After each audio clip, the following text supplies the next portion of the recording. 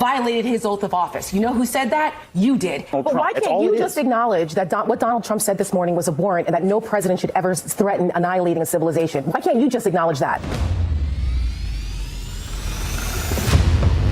I'm Tara Setmayer, co-founder and CEO of the Seneca Project. We're an award-winning, women-led, pro-democracy organization building this movement from the ground up. And we don't ask permission. Kudos to the ladies at the Seneca Project. That is A+. In 2026, everything is on the line. We have to confront the corruption, the chaos, the cruelty, and we must demand accountability for all of it. Enough is enough. Play the clip.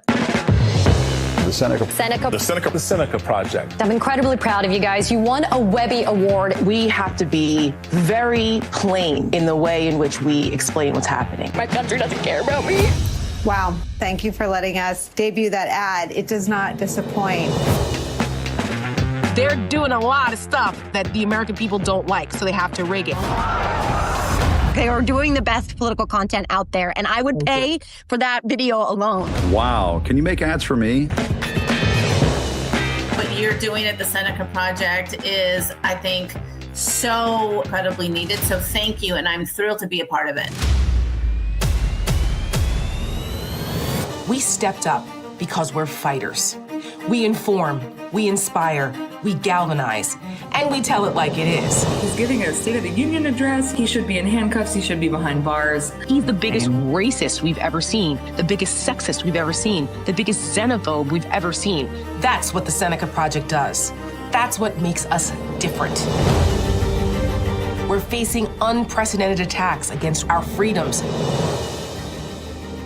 We help voters, especially women, understand what's at stake. I got rid of Roe v. Wade. Will women have the right to vote tomorrow if you wave that magic Christian wand? No. This is insane. We must rise up and vote the bad actors out and win.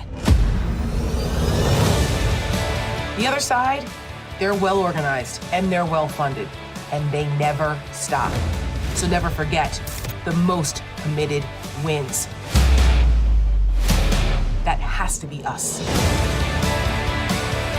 So let's be honest. No one is coming to save us but us. We are stronger together. And at the Seneca Project, we stand in the breach when others are too afraid to fight back. Because American girls never back down. We're all in this together. So if you feel the same, please support our work and join us.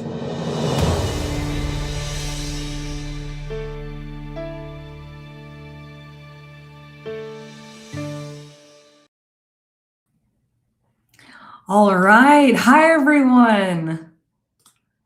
I think I'm here. Hello. Welcome to the Seneca Project's live special event tonight. I'm Mallory Hagan, the National Press Secretary, and I'm here to welcome you to an evening of impact with some incredible special guests. But first, we're going to welcome the one, the only, the incomparable, the face of the Seneca Project, someone you see across networks, across social media, all over the place, because not only is she impactful, but she's pretty damn fierce as well. The Seneca Project's co-founder and CEO, Tara Setmayer, is here to host us tonight. Tara, welcome. Hi, guys. Welcome, welcome, Mallory. Thank you so much. Thank you for being my right hand and keeping it all together. Thank you for that. We're life is lifing for all of us, and we are all in this together, as we always say. And I'm thrilled to have everyone join us tonight for this live special event to really support Seneca and support this effort and what we're doing, because there's a lot going on. And we are up against some very serious forces that are trying to take our rights away, trying to mess with our democracy, trying to take our voting rights away. And we've had enough. And it's important that those of us who are fighters, those of us who are unafraid, those of us who are ready to do something, that we all come together and support organizations like ours so that we can do the work. We are the tip of the spear. And shout out to our guests tonight and everyone who's joining us. We have a great lineup of friends and colleagues of the Seneca Project. We're going to take you behind the curtain a little bit. So it's not about me. I just happen to be the one that's out there doing a lot of yapping, but there's a lot that goes into this. And we have really amazing people behind us. Our editor, shout out to Atlas Creative, who did that great promo for us. I was like, oh, wow, that's pretty cool. It's so good. And they've done a couple other things. You're going to meet them a little later in the program. We have Emmy award-winning, the amazing, marvelous Mrs. Maisel, Emmy award-winning actress, Alex Borstein. She's also very famous for her Family Guy voice of Lois Griffin. You guys may or may not know her. She will be joining us. She is a part of the Seneca Project as well. Excited to have her come on and talk and interact a little bit with us. We've got Jim Acosta. We've got JoJo from Jers. We've got Denver Riggleman. We've got Marcus Flowers. We have Mary Trump will be joining us tonight as well. Someone else who is a close friend and an ally and one of our advisory board members for the Seneca Project. We're all going to come together. We're going to show you some old, some new, some of our content. For those who are new and are unfamiliar with us, welcome to the Seneca Project. And it's all about 2026 right now. We have to make sure that we win in 2026 so that we can make it to 2028. We've got to start with that first. So with all of that said, as Mallory said in the beginning, this is a fundraiser for the Seneca Project. We are fueled by your grassroots support. God bless if there's a billionaire out there listening right now and wants to send us a check for 6 or 7 figures. We welcome it. We are a super PAC. We can take the money.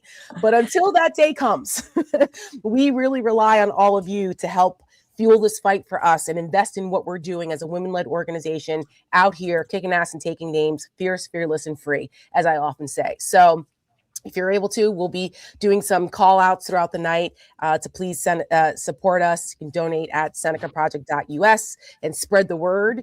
If you have not retweeted this or reposted this stream, please do share the word so more people can get to know us and hopefully like what we do and feel the need to invest. Absolutely. So if you haven't already, if you're a person who likes Facebook, if that's where all your friends are, go share this from our Facebook. Same thing if you're on X, if you're on Substack, lots of folks are live there as well. We're on YouTube, anywhere you can think of between our channels. We got JoJo from Jers, Jim Acosta, Denver Riggleman, all of those people. So if you follow any one of us, go share this event. We've got about 3,000 people watching right now. In order for us to hit our fundraising goal of 25,000 tonight, I think it would be really great if we had 25,000 folks watching by the end of this so that everybody only had to give $1. It'd be super easy, you know? Right. Absolutely. Absolutely. All right. Well, without further ado, let's get going. Who's up first, Mal? Well, up first, we have your good friend, Jim Acosta. But before we do that, let's talk a little bit about who we are and the type of content that we made in 2024 for Kamala. Yes. So, 2024, we first started in June of 2024, and we were able to put out some really powerful ads and rapid response videos. And as a new organization, we had to kind of build our name ID. And we were really fortunate to have some big names, as you saw in our promo video, from Nicole Wallace to, the I've Had It ladies and others. Like, people have shared our work. And in 2024, we put out a Webby award-winning video called American Girl. Some of you may have heard of it. And today, actually, coincidentally, they announced this year's winners of the Webby Awards today, and I had the honor and privilege of being a judge this year. We did submit some of our work, but we didn't get nominated this year, even though we should have. I'm biased, but we should have. But congratulations to all the winners, like our good friend Don Lemon and others. They won this year. But I had a chance to judge, which was very cool. The Webbies are cool. And for those who don't know, the Webby Awards are like the Oscars of online and digital content. So it was such an honor for us. First time newbies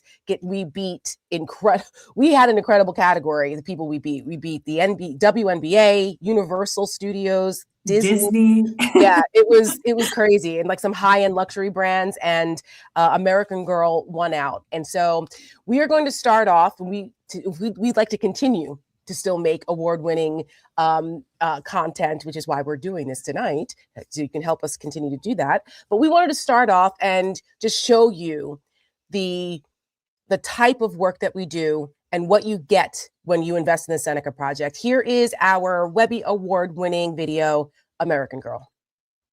Women's suffrage is a long story of hard work and heartache crowned by victory. Was it so hard being an American girl? Women throughout the country are committed to winning these rights for themselves. Was it so hard living in a first problem world? I'm Connie Chung, CBS News, New York. When the American promise is the land of the free, but I'm waiting for the bill for the air that I breathe. Was it so hard being an American girl? I do.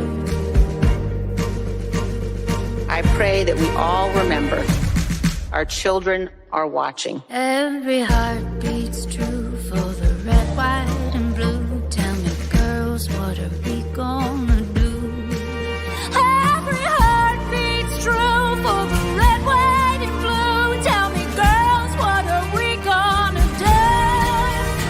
Every heart beats true for the red, white, and American girls. What are we gonna do?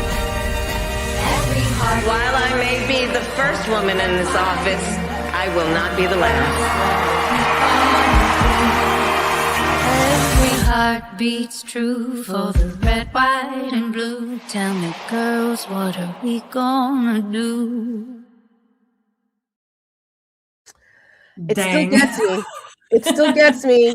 That's the second time I've seen it today, and I still can't keep it together. I don't know. Does. Maybe it's postpartum. I'm like, our kids. Just shout out to Laura Bell Bundy, whose song was the inspiration behind that. And shout out to New York Betty, our editing team that we worked with on that, and my co-founder, Michelle Kinney, who has now moved on to another venture, but we collaborated all together on that. That was our idea. And we're very, very proud of that work. So that's American Girl. That's just a taste of what we do. And it's, we have to keep marching. There's still a lot of work to do. Still a lot of work to do. You know who I know feels that that's also some great work is Jim. Jim's ready to come and tell us all about it. Ready to come on in, Jim? Hey guys. There he is. How's it going? The one and only Jim Acosta, who, you guys know that Jim and I are great friends. Jim came with us as our special guest last year at the Webby Awards, and we had a time. We had a time last year. I'm still recovering from that after party. That took a couple of days. You guys are hardcore. I can't hang with that anymore. Oh, please. No, you're not that much older than us, for God's sakes. But there may or may not be video out there of Jim Acosta doing a 1-2 step or two at the after party. Oh my God. Please. I will pay any amount of money to bury those tapes. Please. That's how I got Jim to come on tonight, is because I said, if you don't come on and tell everyone how great we are, I'm going to release the video of you dancing at the after party at the Webbies. Yes. Blackmail. That's okay. We'll call it what it is. It's okay. No. It's Jim and I we were colleagues at CNN. We've been friends for years, and I'm so proud of Jim's success going independent. And when I told him what we're doing at the Seneca Project, and he was like, "Oh, how can I help? Let me see." And when I started showing him our videos, you were still at CNN at the time, and you're like, "These are fantastic." I said, "Thank you, Jim. I appreciate you." And so it was really cool to have you with us last year. And one of the highlights is that we got to hang out with Walton Goggins, who was super cool, down to earth. Remember? Yes. Fresh off of White Lotus season 2, I think it was, if I'm not mistaken. Yes. His table was right next to ours. He was incredible. Or was it 3? I can't remember. It might've been 3. Third season. Yeah. But he was very cool. He was very much in Zaddy mode. And I said something like, "Hey," from one zaddy to another, and he looked at me like I was not cool at all. Like I was definitely not a zaddy. Oh And I my still don't know gosh. what that means exactly, but I felt like in that moment I should say that to him. I'm As telling embarrassing you. as that sounds. I know. It's like the lingo of the kids, those kids today, I tell you. Those But kids. but that's what this is really about, right? It's about what Yeah. we're doing, our pro-democracy fight, our fight for women's rights on top of that. Like, our slogan is galvanize women, save democracy. And it's expanded because it's like the save democracy part now because of Donald Trump getting back into office, and women's rights kind of everything else falls under that at this point. And you are one of our favorite girl dads. So that's why, we all, we feel it's so important to include you. We also have one of our other favorite girl dads coming up, Denver Riggleman. But just Jim, just talk a little bit about what it means, especially for you as a girl dad, to be in this fight, and why you think what we do here at Seneca, why you support us, and why you always show our videos. Well, you're already starting to get me to mist up here, just referring to me as a girl dad. That makes me emotional thinking about that. I have a daughter, and she means the world to me. And what I do, I think, is in part because I worry about the future. I worry about the world that we're leaving to our kids and our grandkids. And I think that's at the heart of what the Seneca Project does, Tara. And I mean, honestly, whenever you reach out, whether it's during my old days at CNN or now, I'm happy to lend a hand and chip in. And I think folks who are watching out there should definitely do that. Recognize the important work that the Seneca Project is doing. And listen, when I was watching that video a few moments ago, I was thinking to myself, wow, the country just came really close to having a sane president. Not a woman president, a sane president. I know. And who happens to be a woman. And, one of the storylines that came out of the election of 2024 was, we can't have any more women candidates. No, the Democratic Party cannot have any more women candidates. It can't be done. They can't win. Just forget about it. White guys from here on out. That's the only way we can keep Trump and MAGA and the fascists out of government. And I say, I call bullshit on that. I think that even this cycle coming up in 2028, women candidates should be at the forefront. They should be a part of the conversation. They should be considered viable contenders. Forget about this media narrative that they can't win in this current environment. I think the right candidate could win under the right circumstances. Kamala Harris was dealing with an avalanche of yes. Joe Biden has to back out. Inflation is on the rise. You have the situation at the border, which irritated a lot of people around the country. And, the deck was really stacked against her. She had 107 days, as she likes to say in her book. Right. So, my sense of it is that, listen, I think that this is bigger than just having a woman in the White House. This is about women being recognized as equal citizens with equal rights, equal protection under the law. And look at what one of the biggest storylines of this second term has been. It's been the Epstein files. Mm-hmm. Tara, you and I have talked about this. Mm-hmm. And what has happened over the last several months? I mean, I remember back in July when they tried to sweep this thing under the rug. I said immediately to my team, we got to start covering this like a pit bull on steroids. Yep. Because we know Donald Trump's track record on this. And, ever since, what we have seen has been a concerted effort by this administration to cover up what is going on with the Epstein files. And that continues to today with the firing of Pam Bondi and the installment of Todd Blanche, who's made it very clear the cover up continues. And so these issues that you're pursuing, Tara, I mean, they are at the forefront. I appreciate that because, as someone who comes from a communications, I was in political communications for almost 30 years and on the Republican side. And I understand the importance of storytelling, and I understand the importance of being unafraid to speak the truth. You can't, as we said in the promo video, we don't ask permission here at the Seneca Project. What we do, we don't work for anyone. We are doing what we believe is important. We are trying to frame things in a very sharp and affirming way, and we just meet people where they are. There's no pretense with us, and I think that's part of what makes it different. It makes us different because the Epstein, and we're going to show this a little bit later. We did a video called America is Watching. and about Epstein and the survivors. It was survivor focused, and no one else did this. We couldn't believe it. No one else did this. No one else has yet to do this. And so it's like, what we submitted that actually for a Webby. But I think they were trying to shy away from politics, to anything too political this year. They wanted to take a breather, because not really, there weren't a lot. There was like virtually no hardcore political content that won. Oh, interesting. So, that's it was interesting. And I forgot to put in my entry. Next year. I have a very small team, and we literally were like, oh, did that deadline go by? Shit. Yeah. Next year, we'll focus on it for next year. I'll make sure. I told you I'm a Webby judge. Well, I don't know if they'll invite you back next year, but we'll make sure we get you in. But what you say is so important, Tara, because we've been conditioned to shy away from criticizing the dear leader. We've been conditioned to avoid heavy-handed criticism when it's absolutely warranted in this moment right now. The most, the toughest coverage, the toughest scrutiny that can be applied is absolutely mandatory in this moment, considering what's going on in this country right now. And, I think that the videos you guys have done, I'm blown away by them. You saw that little clip of me in your montage there saying, I need a hat. I need your videographer too, or your editor. I need it like this, how can I steal that person for a weekend and put some videos together? Because they really do hit home. And I think the reason why they hit home is because they touch you right here. That's right. And, we just don't want to get in a place where, like the Andrew Tates of the world and the Nick Fuenteses of the world and the Joe Rogans of the world, and some of these guys who just like, dude, what is wrong with you guys? That kind of mentality cannot win the day. And so we need more voices like yours, Tara. We need more people like the Seneca Project engaged and involved in the public discourse. It's absolutely vital. Well, thank you so much, Jim, for reaffirming what we do.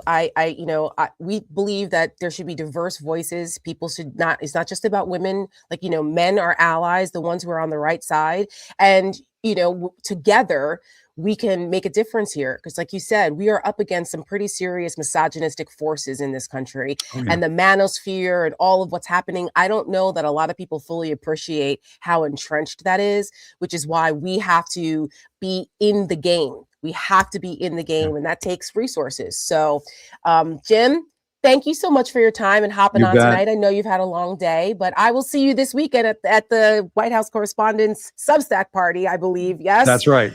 Not the dinner. You won't catch me at that dinner. No, Hells to the no. No, exactly. You had a great rant about that. Nobody who believes in the First Amendment and freedom of the press should be going to the Correspondents' dinner this year with Donald Trump going there. That's right. I agree with you on that. The arsonist in chief. He's coming in with matches and gasoline. Right. Folks better watch out. He's gonna, I think what he's gonna do is he's gonna go after the press, and in that moment, journalists they should get up and walk out. That's my personal feeling. It's similar to the State of the Union. I'm with you. Why put yourself in that situation where you become his prop in his reality show? And it's the same situation is going to happen with journalists. And wouldn't that be something if they had the courage, and as I say in Jersey, if they had the balls to actually step up and walk out en masse in the middle of that, that would be glorious. So that's right. Forget about it. Forget about it. We'll be drinking at the Substack party. Jim, I love you, my friend, a man of integrity, and I will see you soon. Thank you so much. Great. Everybody loves Jim Acosta. He's the nicest, isn't he? He's just like the nicest guy. Mallory, I said he's so wonderful. He is so wonderful. Thank you, Jim, for coming to push folks in our direction. We really appreciate it. Yes.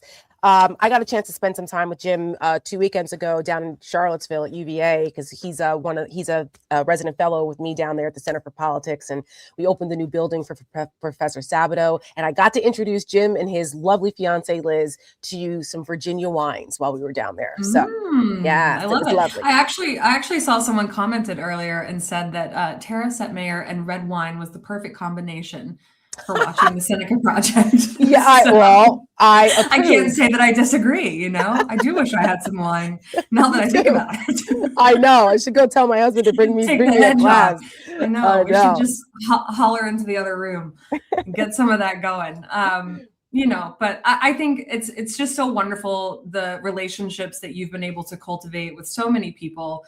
across the spectrum, Jim being one of them, and the other folks who are here tonight in support of the Seneca Project. It's just really nice to know that there are so many people in our corner who are willing to lend us their influence and their audiences to bring attention to the great work that we're doing. And yes, that work is causing ripples, right? Like the messaging that we have done has shaped how people talk about this administration. And I'll let you elaborate on that a little bit.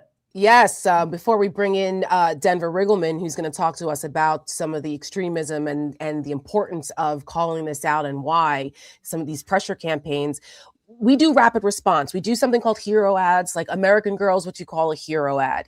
I should have played Hope for Jim, and we could have probably gotten Jim Acosta to cry. Hope was our IVF ad that we did in 2024, that we did from the male's perspective, from the husband's, from the dad's perspective, because nobody else did that. Everybody focused on women in IVF, which is important. But we were like, you know who does have control over what we play right now. So we can. That's true. We can. Stick around, folks. Yeah, stick around. We might play Hope later because it's just another example of what we do that's different, because that other people were afraid to do. And I saw many grown men cry watching Hope. So maybe we'll save that for later. But some of the examples of rapid response videos that we do in response to what's happening in the media, we've got to do that so that people, because people have short attention spans, they're on social media all the time. So here's an example of one that we did in January that was called Good versus Evil. This was in response to what was going on in Minnesota. We were very upset. Wait, isn't that what we're doing? No, it absolutely is. I was going to ask you a question because I think some people might find it interesting. So you said hero ad and rapid response. Yes. And I know a little bit later, we're going to talk a little bit with some of the people who've done some editing work for us and have partnered with us. But just like top line, what is the difference in the production quality and the time that it takes to do a hero ad versus a rapid response so that people may understand? Yeah, so the hero ads take a lot more time and editing prowess to do, because they require some people, if you can go out and shoot them in the field, or you get actors to play in them. We don't have the budget for that. So not yet. We'd love to. We'd love to. But what we do is you have to take footage you take real live news footage, or you take stock footage of these things, and you put the story together. They're almost like mini movies, those hero ads. You're telling a story in 60 to 90 seconds, and like American Girl. So that takes a lot more planning and effort and a longer amount of time to do. You can put one of those ads together, and budget. Yes, they're a lot more expensive to produce. Now, rapid response ads, you can turn those around in a day. Or you could turn them around in, a couple hours, or because the idea is to respond to the news. So you have to be quick. So and they can be anywhere from a minute to 90 seconds usually, or they could be a little longer. It depends on whether you're placing them. So when you put money behind the ads and you place them on broadcast or in digital, they have to be 30 seconds or 60 seconds. That's it. And actually like 27 seconds, because you have to put a disclaimer on them. But if you're just doing it on social, you have a little more breathing room. So that's the difference between rapid response, just like it sounds, and the hero ads. Yeah. So we're going to play Good versus Evil, which is one of our more recent rapid response videos. Yes. Right. Ready?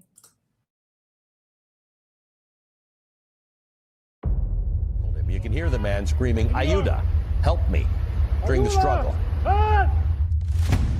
ICE agents dragged this pregnant woman across the street. Are we really going to be the Gestapo? Where's your papers? Is that what we've come to? Got no right here. To all ICE officers, you have federal immunity in the conduct of your duties. I'm literally a U.S. citizen. That's fine, dude. I'm not mad at you. No!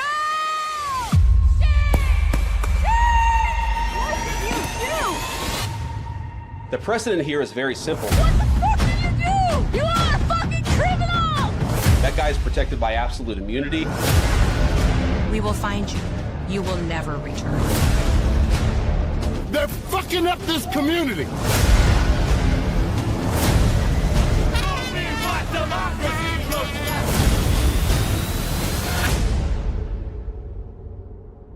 to ICE, get the fuck out of Minneapolis.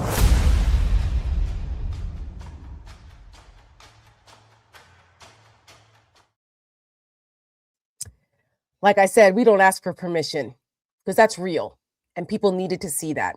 So it was important for us to get that message out. And we saw what happened in Minnesota. The good people of Minnesota rose up and they got those bastards out of there for the most part. I mean, ICE it's still a problem. We still have things going on. And unfortunately, we made that before the Alex Borstein murder, which is just added a whole nother level to it. But that's an example of one of our more recent rapid response videos. So with that, I would like to bring in our great friend and another favorite girl dad of ours, and also on our advisory board, the one and only former congressman from Virginia, Denver Riggleman. Denver. Hello. Hi. I should be drinking some of your whiskey, but we are out and you were traveling when we were down there last weekend. So I need to re-up on my silverback whiskey from down there in Afton, Virginia, your honey whiskey. Normally I would have that, but instead I'm drinking Virginia wine from down there instead. It's okay. I mean, I won't hold it against you. You know, wine is fine, but liquor is quicker. Says the husband of the award-winning hooch mama himself, right? I mean, wine's great. I mean, I don't hold anything against wine, but you know, some brown water bourbon or honey rye or straight rye whiskey or maybe a little snort of scotch. I'm kidding. Listen, it's awful. All of those. Well, scotch is lovely. I wouldn't snort it, but with a good cigar, a nice single malt scotch, it's a good night. It's a good night. But you know, Denver and I, for those who don't know, Denver and I are great friends. He was one of the first people to help us get Seneca Project off the ground. You were one of our first donors, and I will never forget that when I brought you the idea and you said, "Count me in." And you've been with us ever since, and I'm so grateful to you for that.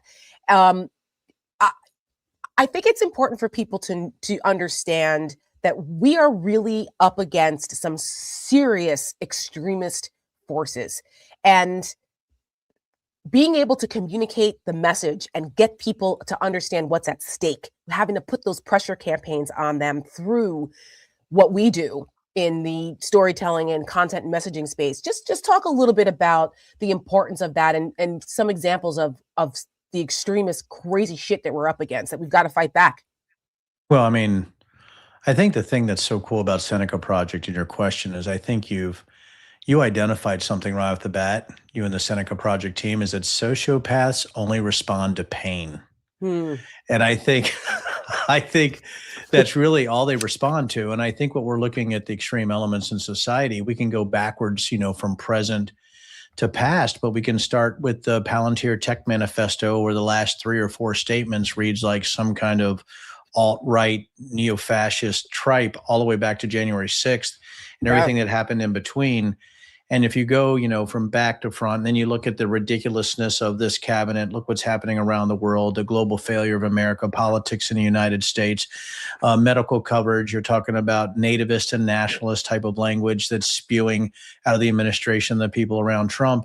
You're looking at all that, and obviously the Epstein file debacle and everything that's happening there, and how women have been disabused and absolutely just destroyed in their lives based on the lack of protections and the lack of care that comes from, you know, a president that's been adjudicated for sexual assault. I think you need a counterweight to that. And I think that's the Seneca Project. My gosh, I swear to God, I didn't practice that, but you know, I've been doing this a long time. And because of that, I think everybody needs to go give. And I don't want to say this isn't a bragging thing at all, but you're already closer to your goal. Something slipped out of my account just now when I was on. So you guys are already rocking and rolling. So just to let you know, I think people should scan. And by the way, if I'm looking at the comments, right, and the people that are on here, and as we're going forward, and you can ask me everything.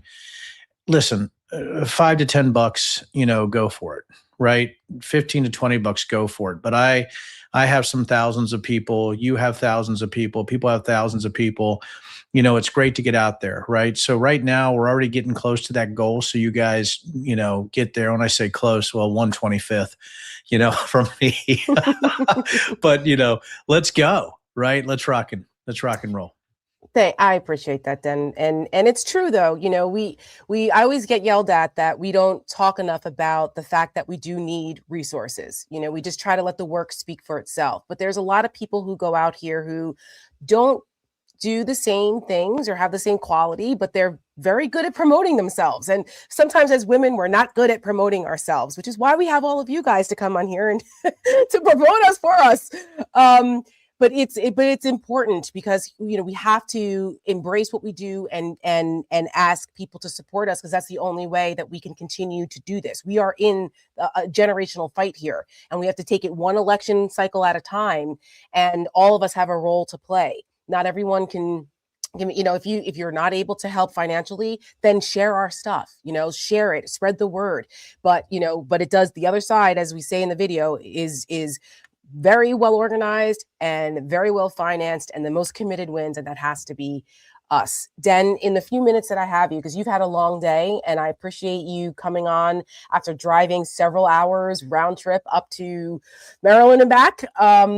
I don't want to keep you too late, but I want to show something that we put out. We were one of the first organizations to raise the alarm bells about Project 2025, and we called it Pay Attention. And then we'll talk about it on the other side.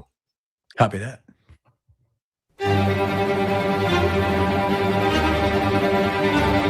I think this video has made me rethink the 19th Amendment. Will women have the right to vote tomorrow if you wave that magic Christian wand? No. A federal ban on abortion, ban mifepristone, ban stem cell research, and expand access to fertility awareness family planning methods. If you dress like that and you get raped, and I'm on the jury, he's going to go free. If you're in your early 30s, I'm sorry, it's like you're not as attractive in the dating pool as you were in the early 20s. There has to be some form of punishment. For the woman. Yeah, there has to be some form. These women are getting paid salaries to play for a league that, economically speaking, shouldn't exist. Abortion's not health care. We are in the process of the Second American Revolution, which will remain bloodless if the left allows it to be. The Project 2025 plan is not a game. Look it up. So I hate to say it, but almost everything in Project 2025 that we were most fearful of happening has either happened or is on its way to happening. Not only the assault on women's rights, not only what they're trying to do, what they did with Doge and destroying a lot of our institutions, but then you wrote a whole book about this. You were also on the January 6th committee as a technical advisor.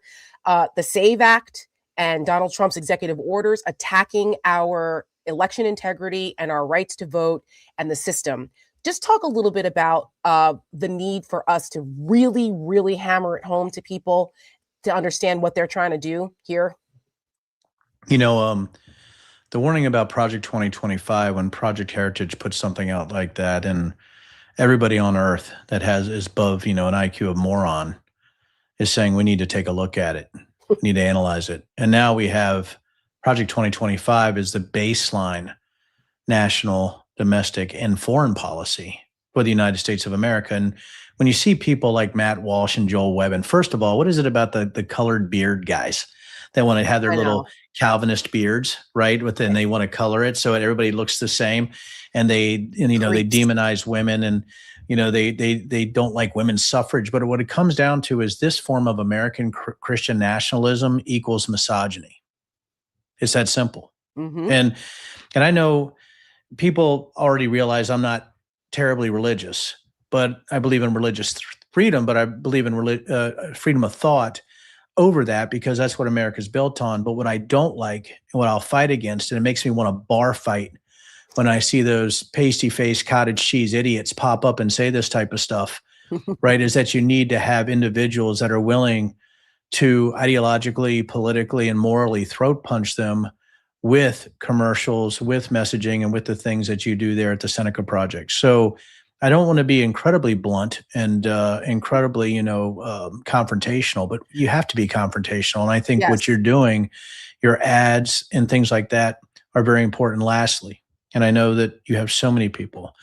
Lastly, what bothers me is that people aren't afraid to put out clickbait and hyperbole and bizarre thumbnails. Donald Trump poops himself, is the number one thing out there. Yeah. When you're building ads that are so incredibly important. And I think people need to go back and look at the body of work of Seneca Project, look at what they're doing, go sign up.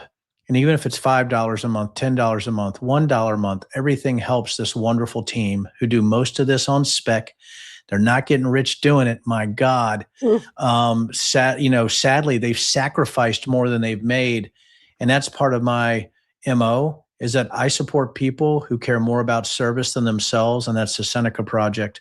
And I hope that people take what I'm saying and can trust me to say that I know that these individuals are trustworthy, but they're brilliant and talented. And if you want to, ideologically kick people in the head with goodness and ads, I think it's the Seneca Project. Denver Riggleman, you're going to make me choke up. This is like the second time tonight that I'm already getting teary-eyed with this third, between American Girl, Jim, and now you. Dan, I appreciate you. Thank you so much. And, we are so aligned on the understanding the gravity of the moment that we're in. Sometimes you and I just kvetch about like, what is happening here? We lean on each other. Sometimes it's just vent and get it out. And then we keep marching. And listen, and I know you got other people, but I want to tell everybody, Seneca Project is one of the vanguards of the coalition of the sane and the rational. That's all I want to say. They're sane. They're rational, right? They're not insane like everybody in this administration. Yes. Anyway. Denver has a coalition of the sane. I have his T-shirt, which is. Oh no, I stopped. It's the Denver After Dark stuff now. I am now granting you the mantle. You have the mantle of coalition of the sane.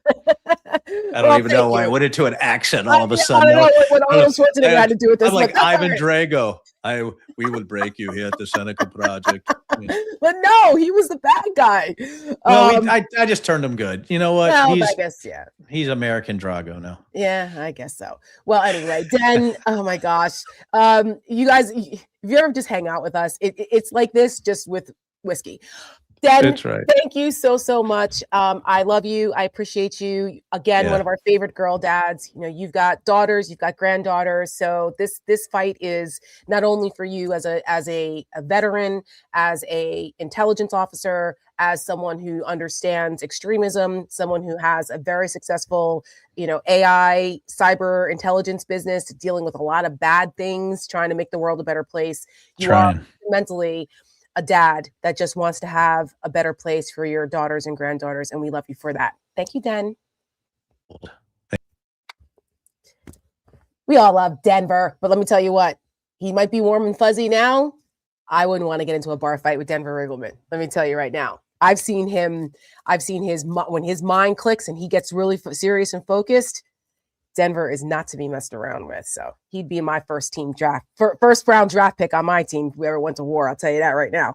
All right, moving forward. Thank you to everyone who's joining us. We are just shy of 10,000 people watching this live stream. Thank you guys so much. Mallory spoke this into existence. Let's see if we can get 15,000 people, maybe 20. Maybe we can convert that into dollars. Let's see how we're doing on that. But thank you to everyone. We're going to continue on with the program. Next up, we have one of our coalition partners you may know him, you may look familiar, the one and only Marcus Flowers. He ran against Marjorie Taylor Greene down there in Georgia. And do we have Jo? Is she with us too? There she is. Speaking of coalition partners, my Jersey girl extraordinaire over there, my tough broad from Jersey, JoJo from Jersey, Joanne Carducci. I'm so happy to have both of you on to talk about the importance of coalition building, because we all talk about how we are in this fight. We're all in this together. And without joining forces together, we all bring different skill sets to this. We're not going to win. We have to partner and have coalitions, and because that's the only way we're going to come out of this. So, Marcus, I'm going to start with you first. Okay. Because last year, Marcus and I had a conversation about, holy shit, Donald Trump's back in office. What are we going to do? How can we continue to keep the focus on what he's doing? And we knew that Donald Trump would end up betraying all of his people, right? All these people that voted for him. And we knew that he doesn't give a damn about any of that. He just wanted to enrich himself and enrich his friends and dismantle the government and go after his enemies. So last year, Marcus runs Hold the Line. We partnered with them to produce a series of ads with the through line of betrayal. Again, Seneca Project ahead of the curve, because now you hear people talking about Donald Trump betraying, and we were like, yeah, we started that last year. Thank you for catching up. But I just want to show the video that we did with you in partnership with Hold the Line, and then we'll bring you back in and we'll talk about the importance of coalition. So here is Betraying the Brave. The golden age of America has only just begun. Veterans will suffer. It will be like nothing that has ever been seen before. Friday night Pentagon purge. President Trump has just fired the chairman of the Joint Chiefs of Staff. Truly unprecedented. And we take good care of our veterans. Veterans are being fired. We've been betrayed. Absolutely betrayed. A slap in the face. I feel let down. I feel like I'm not good enough. We love our veterans. The president referred to them as suckers and losers. We're not losers. We're not suckers. We care about veterans, but at the same time, we have a fiscal responsibility to use taxpayer dollars to pay people that actually work. We don't deserve to be treated like this. Perhaps they're not fit to have a job at this moment. These people are brave, patriotic Americans that go to work every single day. We have hundreds of thousands of federal workers who have not been showing up to work. I put myself in harm's way for the country. We put our whole entire life into public service, and all of a sudden, one man comes in and throws it all away. Elon Musk, who is in the gallery tonight. If Elon Musk does what he wants to do, between 200 to 300,000 veterans are fired this year. And any federal bureaucrat who resists this change will be removed from office immediately. Veterans make up 30% of the federal workforce. Combat veterans. It's your neighbors. We want to work hard. We want to help people. These warriors who shed their blood. The Department of Veterans Affairs dismissing more than 1,400 probationary workers. Can you guarantee that veterans' benefits and care will not be affected by these cuts? No, I can't guarantee anything. I just feel like I've just been swept up in a dustpan and thrown out. I voted for Trump. A lot of us didn't deserve this.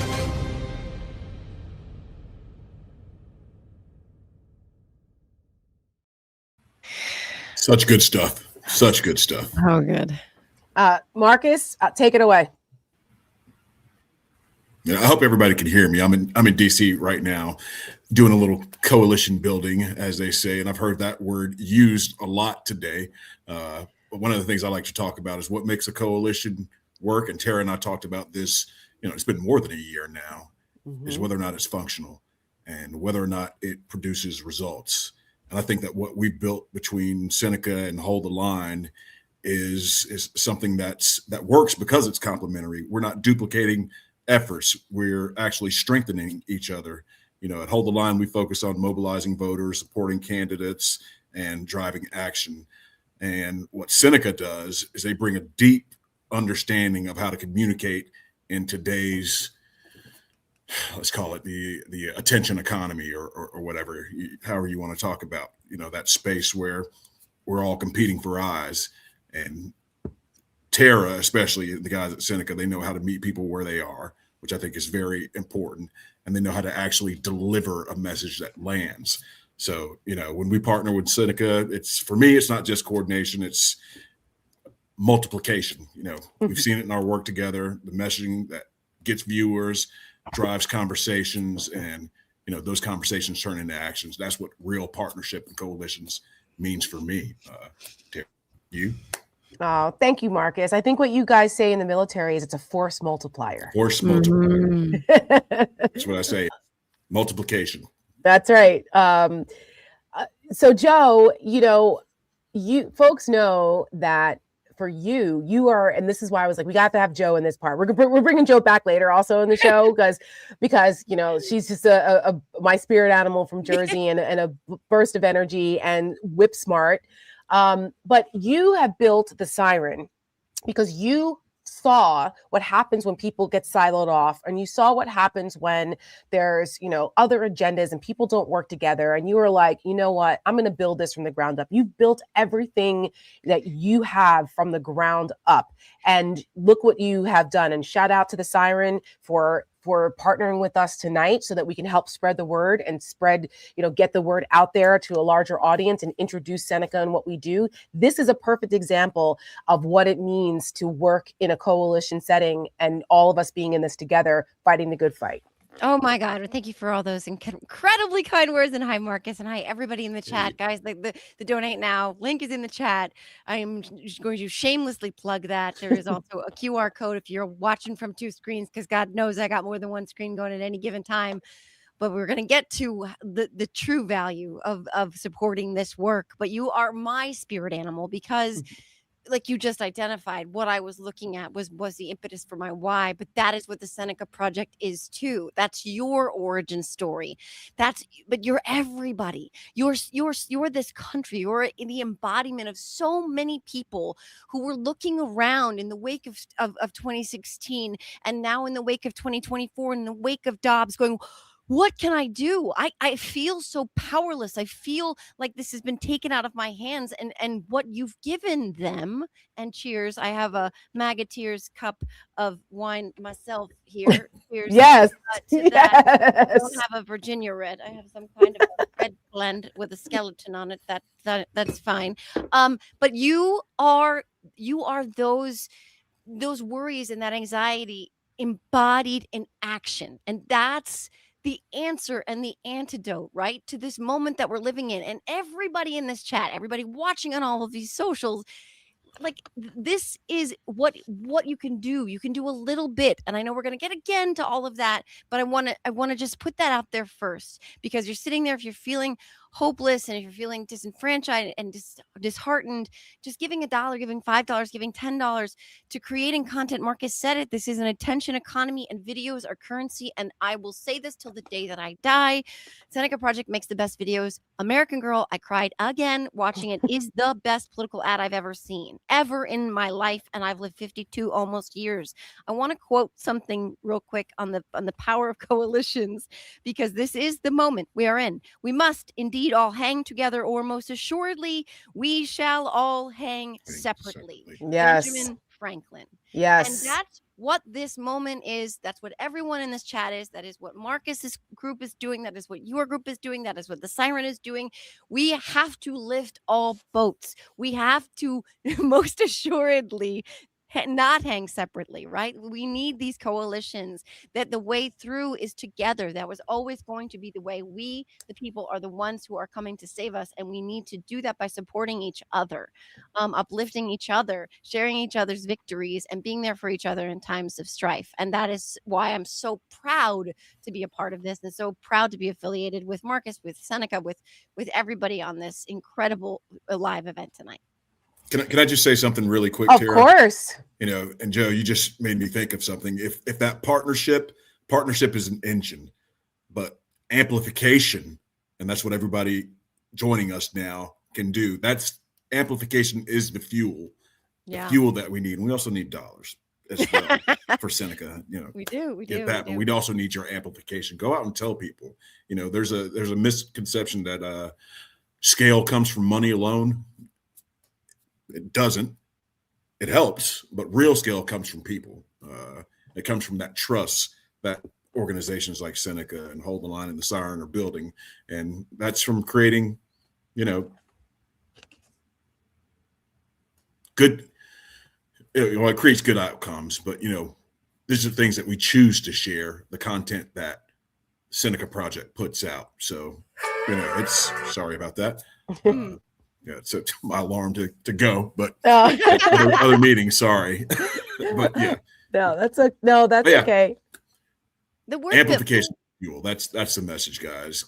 Go out, amplify, share your money, share your time, and organizations like Seneca will keep reaching out to people and saying those things that you want to say. Oh my God, so true. So true. And the word patriot keeps coming to mind, right? Because I've met Marcus briefly. I think we met, I forget, maybe in Washington, but I know Tara. And I know your hearts, and I can speak to what you're doing this for.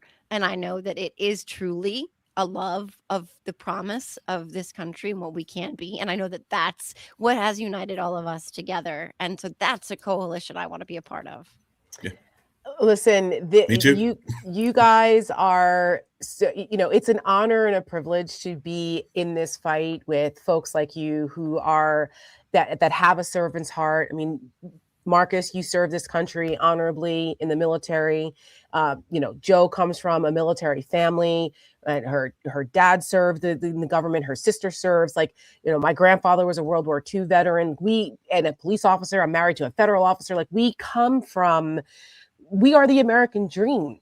This is what America is. We represent that. We all have blue collar backgrounds and are still proud of this country and want to fight for the ideals. Warts and all, this is still the greatest country in the shining city on a hill. And we're not going to let Donald Trump and those other bastards take that from us. So with all of that, I'm so proud to be in this fight with you guys. Thank you so much. Joe, we're going to bring you back in a little bit. Marcus, I know you've got to go. You're a busy man and in high demand. So take you in the cowboy hat and go carry on to the rest of your evening. Thank you, my friend. We will see you soon. Thank you. Keep doing the good work. Godspeed.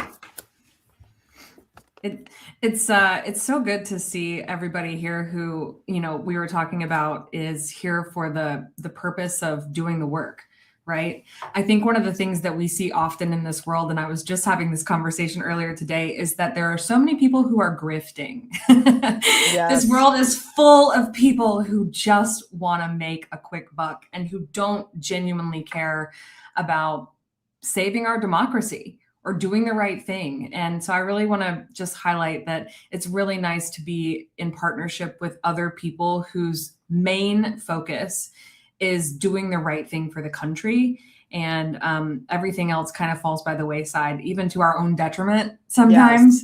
Yes. But it's all of us who we believe in this American dream that you were just talking about. We understand the promise of this country. We also understand that we are currently not living up to the promise of this country, and that we all deserve to hold it to account, right? Yes. Whoever's in charge. Of course. And that's one of our things is accountability and taking action. And in order to hold people accountable, you have to be engaged. And when others were disengaged last year, we were not. We continued on. Believe me, our hearts were heavy too. But you have to keep marching. I mean, the Seneca Project was named after Seneca Falls, the Women's Convention of 1848, and the women's suffragist movement. If you know anything about the history of that, 72 years of consistent, nonstop marching, fighting, and believing in the importance of women's rights to vote and our rights. And it took 72 years, and then another 40 for women of color to have equal rights. So, you have to, that's why I often say the most committed wins. You have to be committed to it. It doesn't happen overnight. But I have a bit of good news, a little bit of breaking news before we bring in our next folks here, is that the Virginia amendment, the ballot initiative to vote yes for the redistricting has in fact passed. I voted today. I live in Virginia. It got a little dicey in the beginning. I was like, oh my God, are we going to lose this? But it looks as though Virginia pulled it out. And despite all of the efforts, and I'm just going to say a quick example, the deception efforts, the unscrupulous way in which the other side operates is a formidable thing. Deception is the devil's greatest weapon, not hate. Trust me. Okay. And the deception campaigns that MAGA is willing to do, they're so freaking dishonest. You have to be able to meet fire with fire without becoming them. You never want to become what you despise, but you've got to bring the same fierceness. But we have the truth on our side. And kudos to the good folks of the Commonwealth of Virginia for saying, okay, you guys started it.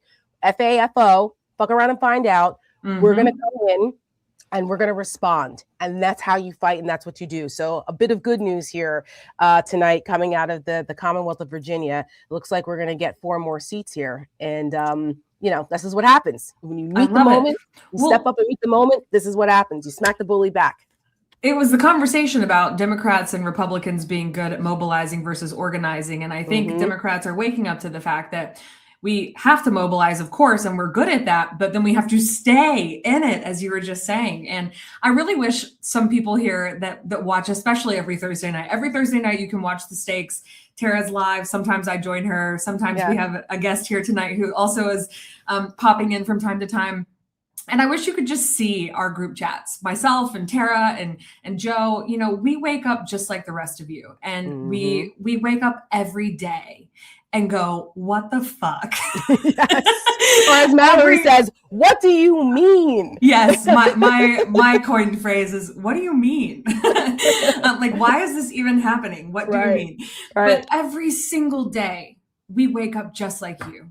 And we put our pants on one leg at a time, and we roll our sleeves up and begrudgingly some days go, all right, back in it, right? Yeah. We just don't have the luxury of stepping away from this fight. And that's why Tara and I work so well together. That's why people like Joe and Marcus and all of us who are in this, we're here because we just keep trudging along. And we so appreciate those of you who are here tonight, who are trudging along with us, who show up every Thursday night to watch the stakes, who comment on our videos, who share our content, who are donating regularly. You know, if you've donated to the Seneca Project before, but you're not a monthly recurring donor, tonight's a good opportunity to switch that donation over. If you can give $5 a month or $10 a month, I promise you it goes a really long way for us in this work that we're doing. And like we said, in order for us to get to 2028, we got to make it through 2026. Yes. And we are going to be the tip of the spear in the work that we're doing for that. So I just wanted to reiterate, like, we all wake up feeling the weight of the world that we're in right now. And I know our next guest does as well, but I just wanted to highlight that. No, we're sad too, damn it. Yeah, believe me, we go through it too. We do. Yeah. But you know, we're all built differently. Quit. No, we don't. And we're built differently. And so, you know, everybody plays their role. And so it's important to make sure that you invest in and support those of us who are willing to stand in the breach for those who aren't capable of it. I consider it an honor and privilege to do it, but we need help and we need the resources to do that. And so that's why we're here tonight. And we're moving on now to the second half of our program. We still have Mary Trump coming. We still have Alex Borstein coming. If you guys are a fan of Family Guy or a fan of Marvelous Mrs. Maisel, Alex is a treat. She's brilliant. And we're thrilled to have her. So she's coming up soon. And of course, Mary, who I absolutely love and adore.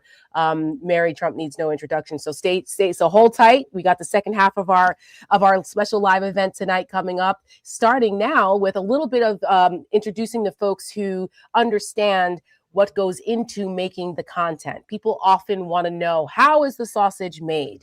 How does this work? Like, what goes into this? We talked a little bit briefly about that earlier, but this time we're going to bring in some of the creatives that we work with to explain that. So Mallory, I'm going to start up with you and Chad.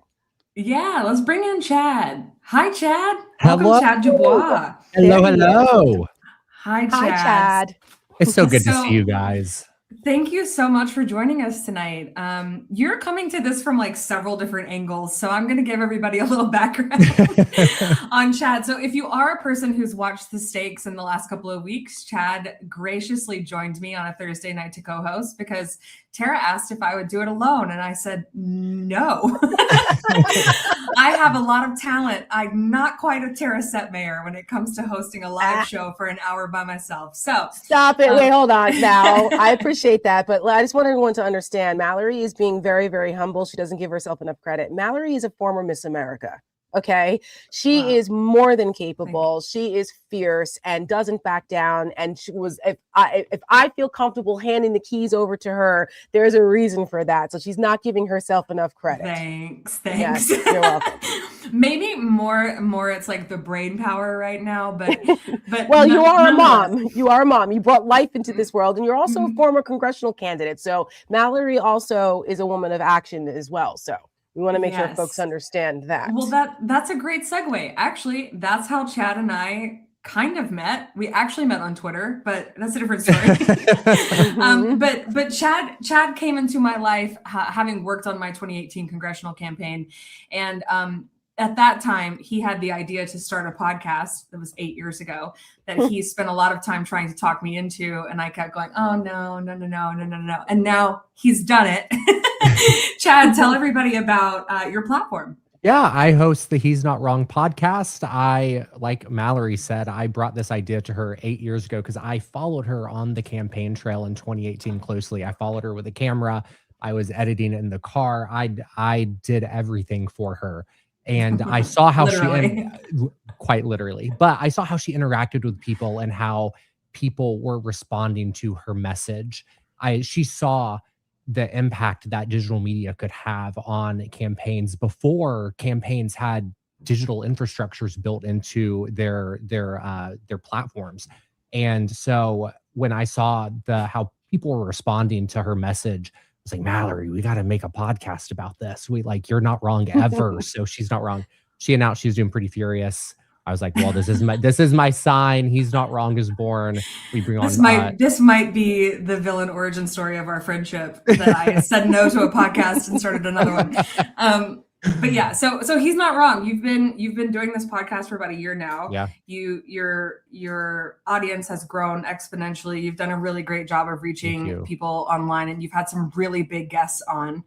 Aaron Parnas, you had Hope Walls. I did have Hope Walls. That was a fun one. Yeah, you just had Sammy from Betches this week. Yeah, we had Sammy Sage on today from Betches News, and so that was a big one. Amazing conversations, and I do want to credit. I'm able to do what I do because you set that path for me. I know y'all are talking about how you didn't want to co-host the Stakes a few weeks ago by yourself, but just to reiterate what Tara was saying, you are so strong in what you do. I'm so grateful for the work that both of you do. And I am so blessed and honored that y'all have included me in some of the stuff that y'all have done at the Seneca Project. I just want to say that shit's hard. It is so hard. Well, that's what I was going to get into is in addition to that work, you have helped us behind the scenes with some of those rapid response videos when we've been in a pinch. Yes. And talk a little bit about what that's like from an editing perspective, so people have an understanding of sort of what that world feels like. Yeah. In order to do rapid response videos, you have to be on top of the news. You have to be really ingrained in what's happening across multiple platforms and able to fully understand the message that needs to be stated in that rapid response video. It takes a team to get it done. And I know that when y'all were in a pinch, y'all came to me to make those videos because of my editing background. I worked at Stars Entertainment. I worked on your campaign. My entire life has been digital media, but some of the hardest and most rewarding work that I have done is the creation of the rapid response videos for the Seneca Project. I have so much respect for what y'all do, because when y'all came to me, even with how hard it was, y'all had a clear vision on the message that needed to be put out there into our society. And I mean, y'all made it, even like I said, even with how hard it was, y'all made it so easy in being so mission focused and driven, making it possible to turn a video around in 48 hours. I mean, when we were doing those videos, you were quite literally from scratch starting something that y'all see. I have to then take your vision and make it into this tangible thing. I have 48 hours to do it. And like I said, it is hard work. And y'all are doing it, and it takes resources to do it. So I just want to drive people to understand the impact that their dollar has when they donate, because I mean, this work isn't cheap. It's hard. And every conversation, every meeting that I have had with you guys when we're creating those rapid response videos, there has not been one moment when you have not been so driven by the mission to make it happen. And that's been inspiring to me. And it's what allows me to be able to do a video in 48 hours. Yeah, I hope some of that has translated to you're making some really great content, Chad. And we really appreciate the work that you've done for the Seneca Project. And we've got some other folks here who have done some work too. So we're going to let you go, and we appreciate you being here to drive the mission home. Let me check where we're at for our fundraising totals tonight. Oh, we're a little over $2,000. We've got some ways to go, folks. So I'm going to put that QR code back up, and we're going to bring in some other folks to the chat. Chad, thanks for being here. We love you. Thank you. Bye, I love Chad. you guys. Bye. QR code heading back up. We want to bring in our other friends. Yes. Before we bring in the great Alex Borstein, we want to bring in our editing team, women-led. Are the lovely ladies from Atlas Creative, who have really made some incredible ads for us so far. We've just began working with them in the fall, And it has really just been a delight because, like I said, it takes a village. We have the vision, but we need the people with the skills to put that vision into the content that you see. And so, and it's not easy. Chad was, he helped us out with the Afton Bain race. We were able to do a veteran focused ad down there in Tennessee 7, which was really, really important. Even though she didn't win, but she came very close. And you know what? Let's just pause for a second and talk about how we are not willing to walk away without turning over every stone. In order to do that ad in a way that was inexpensive, guess who did the voiceover work? We needed a Southern man. Yes. My grandfather did a voiceover from his closet for us to pull that ad off so we could run something in Tennessee. And I think like that just goes to show at Seneca Project, we are unflinching, we are scrappy, we're going to get it done. Yes. And we had to do that because no one else bothered to target the military veterans in that district, which there were a lot of, to tell them, by the way, you might have voted for Trump before, but he's betraying you. So we had to step in, and we were limited in our reach and what we could do, but we did what we could when others wouldn't. So if we had more money, we could have run it in a wider area. But that's our plan for 2026. We need to be able to actually put these videos and the content in front of people, or else it doesn't have as much impact. And we've got, a bunch of swing districts that need to see the content, but that takes money to do. So, and we're up against a behemoth. So before we bring in Alex, let's bring in Atlas. Let's bring in Sherry and Esther to introduce them to our Seneca Project supporters and those out there, and they can see some of the lovely ladies that we work with here. Sherry and Esther, they are part of Atlas Creative. They are a bunch of really talented folks out there in LA who are involved now in politics because they wanted to take their skill set to do something impactful. And we are just so glad that you guys have come to us and that we've had an opportunity to work with you. Sherry, I'm going to start with you. Just introduce people, tell them a little bit about why you decided to get into this, and then we'll go to Esther. Yeah, I just couldn't sit on the sidelines anymore. Truly, I'd be, Esther and I come from the movie trailer world, and we worked in Hollywood, it's fun and all that, but you're watching the news and you're, starting to get heart palpitations. So we knew we had the skill set. I volunteered with the Midas Touch in 2020, created some really fun stuff with them, and then I just kept sort of pursuing it. And then Esther and I were at breakfast one morning, and I said, I want to do politics full time. She's like, let's go. And here we are. And you reached out to us. And we're so grateful. Yes. And you reached out to us, Sherry, because I believe you saw American Girl, and you saw some of our ads, and you were like, how can we work with you? And I finally saw your email. I missed the first time. And then I saw your email when I talked about how we wanted to make some ads about Marjorie Taylor Greene, but we didn't have the resources to do it. And you reached out and said, we will help you. And I saw that, and I reached out, and the rest is history. Yeah. And I feel like we've become a nice little collaboration mix of people. So yes. Yeah. Esther, talk a little bit about what motivated you and why you guys enjoy working with us here at the Seneca Project. Well, I think for a long time, as a copywriter, as a movie marketing creative, there's always been a lot of desire to help out in the political world. And I've certainly always had that, but we just didn't know how to connect and necessarily connect all the dots. And Sherry came in, and she had already been doing that with Midas Touch and already knew a lot of people. And as you know, she's great at reaching out because she reached out to you and you responded, and here we are now. After, cutting spots on everything from Epstein to, democracy and freedom. So it's very gratifying to be in this world and help out because, we are the main characters. We have the main character energy.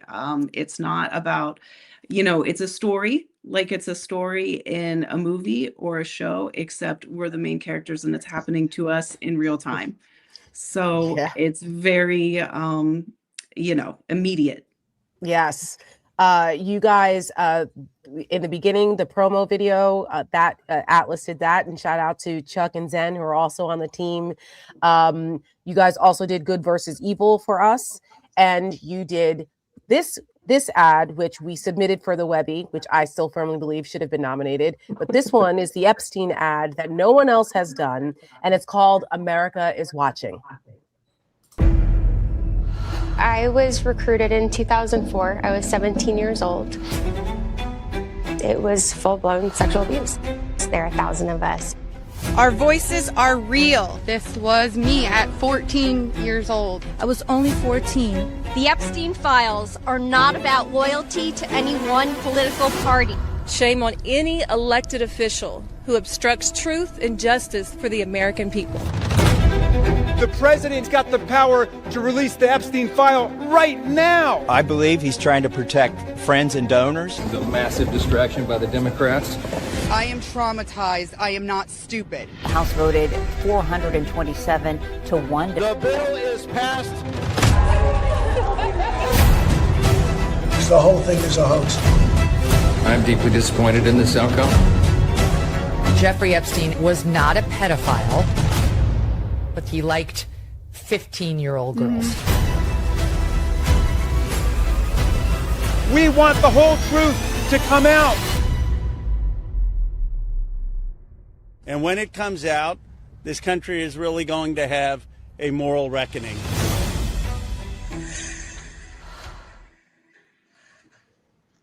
Gosh, man, that was a collaborative effort on our parts, and with Esther, she's a writer, and we worked on that script together. And I said, America is watching, because we were so infuriated by the response of Republicans that were just letting these predators go and didn't think it was important. And I said, America is watching, and Esther said, that's it, and developed the concept around that. And Sherry and the editors put it together, and it just, man, that, as the kids say, it slaps. It does. Yeah. And it's been really interesting to watch develop around that, because that ad is obviously still very timely. Yeah, people are still sharing it. Even though we're in the midst of, we won't go into the news of the day, but what they're doing is working, right? We're not talking about the Epstein files in the news cycle every day like we should be. So that ad is still circulating quite well online. But one thing that people keep commenting is it's not just America, the world is watching. Right. And I think it's really powerful that it's kind of taken on that life form where people from around the globe are commenting and saying, hey, not just you guys, we're looking at what's happening there too. And I think that's really powerful. So thank you all for that great work. Yes. And for the great work on our fundraising video that we're going to show again. Yes, we will. But we just wanted to give folks a taste and introduce you to the world and give you guys the credit. We worked on, we also did, we worked with Indivisible for the No Kings ads, and you guys put together for us. Now, that was a real ad, but we did it in a couple of days. We put together the week ad for Donald Trump to try the audience of one, which is another type of ad that we do. And you guys nailed it. And your friend Georgia Fox was the voice of that, and she nailed it, and it was great. Another example of some of the coalition collaborative efforts that we do, and being able to deliver for hard hitting stuff that no one else will do. So, ladies, thank you. We appreciate you, and we're going to be showing some more work from Atlas and our collaborations with them shortly. Thank you so much. Thank you guys. It's so great collaborating with you. Yeah. We love you guys. And they're just so chill because they're LA people. They're like, I know, I just love them. I love them so much. Me too. But I think we should show folks their latest creation. Should we not? Yes, let's do it. And then we're going to bring in another very chill. Well, she's not really LA. She's Chicago and like super cool, but she lives in LA. But we're going to bring in Alex Borstein after this quick video. Violated his oath of office. You know who said that? You did. But why can't you just acknowledge that what Donald Trump said this morning was abhorrent and that no president should ever threaten annihilating a civilization? Why can't you just acknowledge that? I'm Tara Setmayer, co-founder and CEO of the Seneca Project.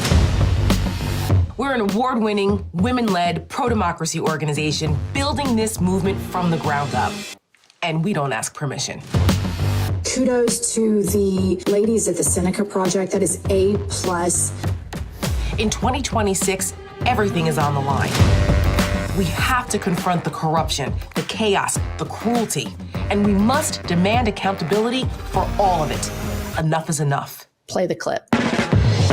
The Seneca Project. I'm incredibly proud of you guys. You won a Webby Award. We have to be very plain in the way in which we explain what's happening. My country doesn't care about me.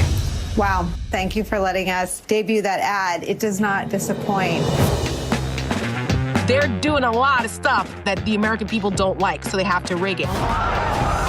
They are doing the best political content out there, and I would pay for that video alone. Wow, can you make ads for me? What you're doing at the Seneca Project is, I think, so incredibly needed. So thank you, and I'm thrilled to be a part of it.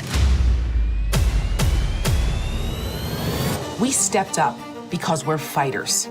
We inform, we inspire, we galvanize, and we tell it like it is. He's giving a State of the Union address. He should be in handcuffs. He should be behind bars. He's the biggest racist we've ever seen, the biggest sexist we've ever seen, the biggest xenophobe we've ever seen. That's what the Seneca Project does. That's what makes us different. We're facing unprecedented attacks against our freedoms.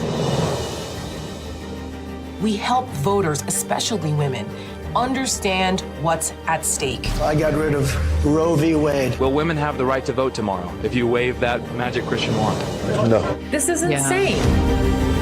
We must rise up and vote the bad actors out and win. The other side, they're well organized and they're well funded, and they never stop. So never forget, the most committed wins. That has to be us. So let's be honest. No one is coming to save us but us. We are stronger together. And at the Seneca Project, we stand in the breach when others are too afraid to fight back. Because American girls never back down. We're all in this together. So if you feel the same, please support our work and join us.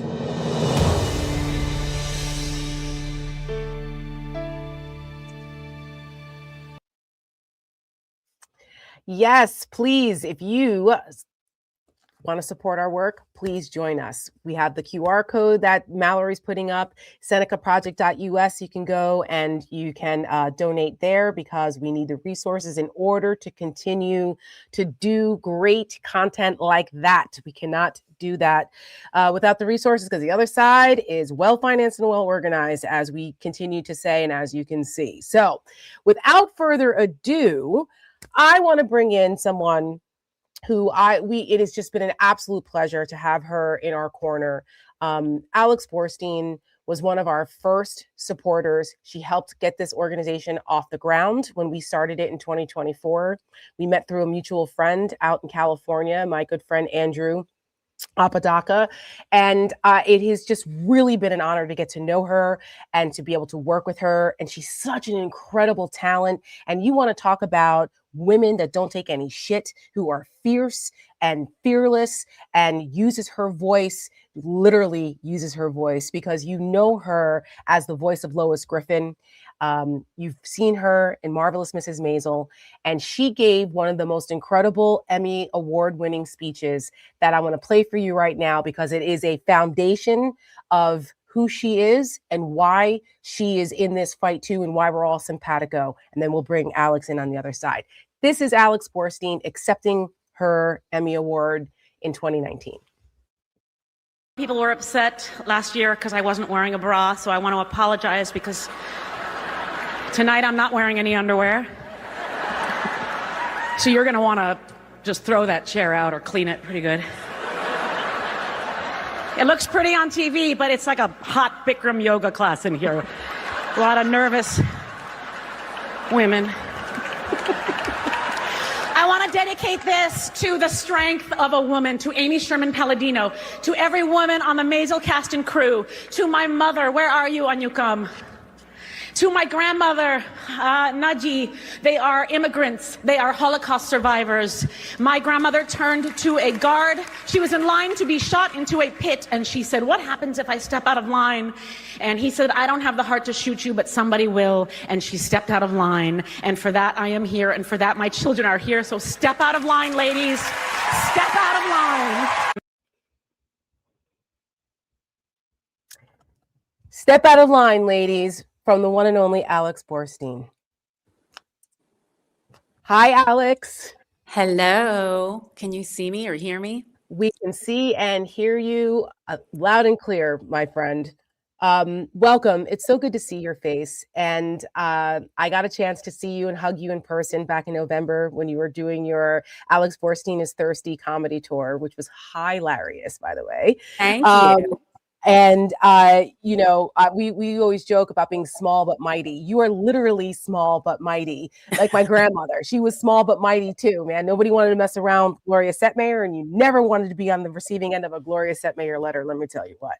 But our grandmothers were very influential in both of our lives. And when you told that story, as brief as it was, but so powerful, about being a Holocaust, being, you know, a descendant of a Holocaust survivor, and shouting out your grandmother, just talk a little bit about kind of, did you plan that ahead of time?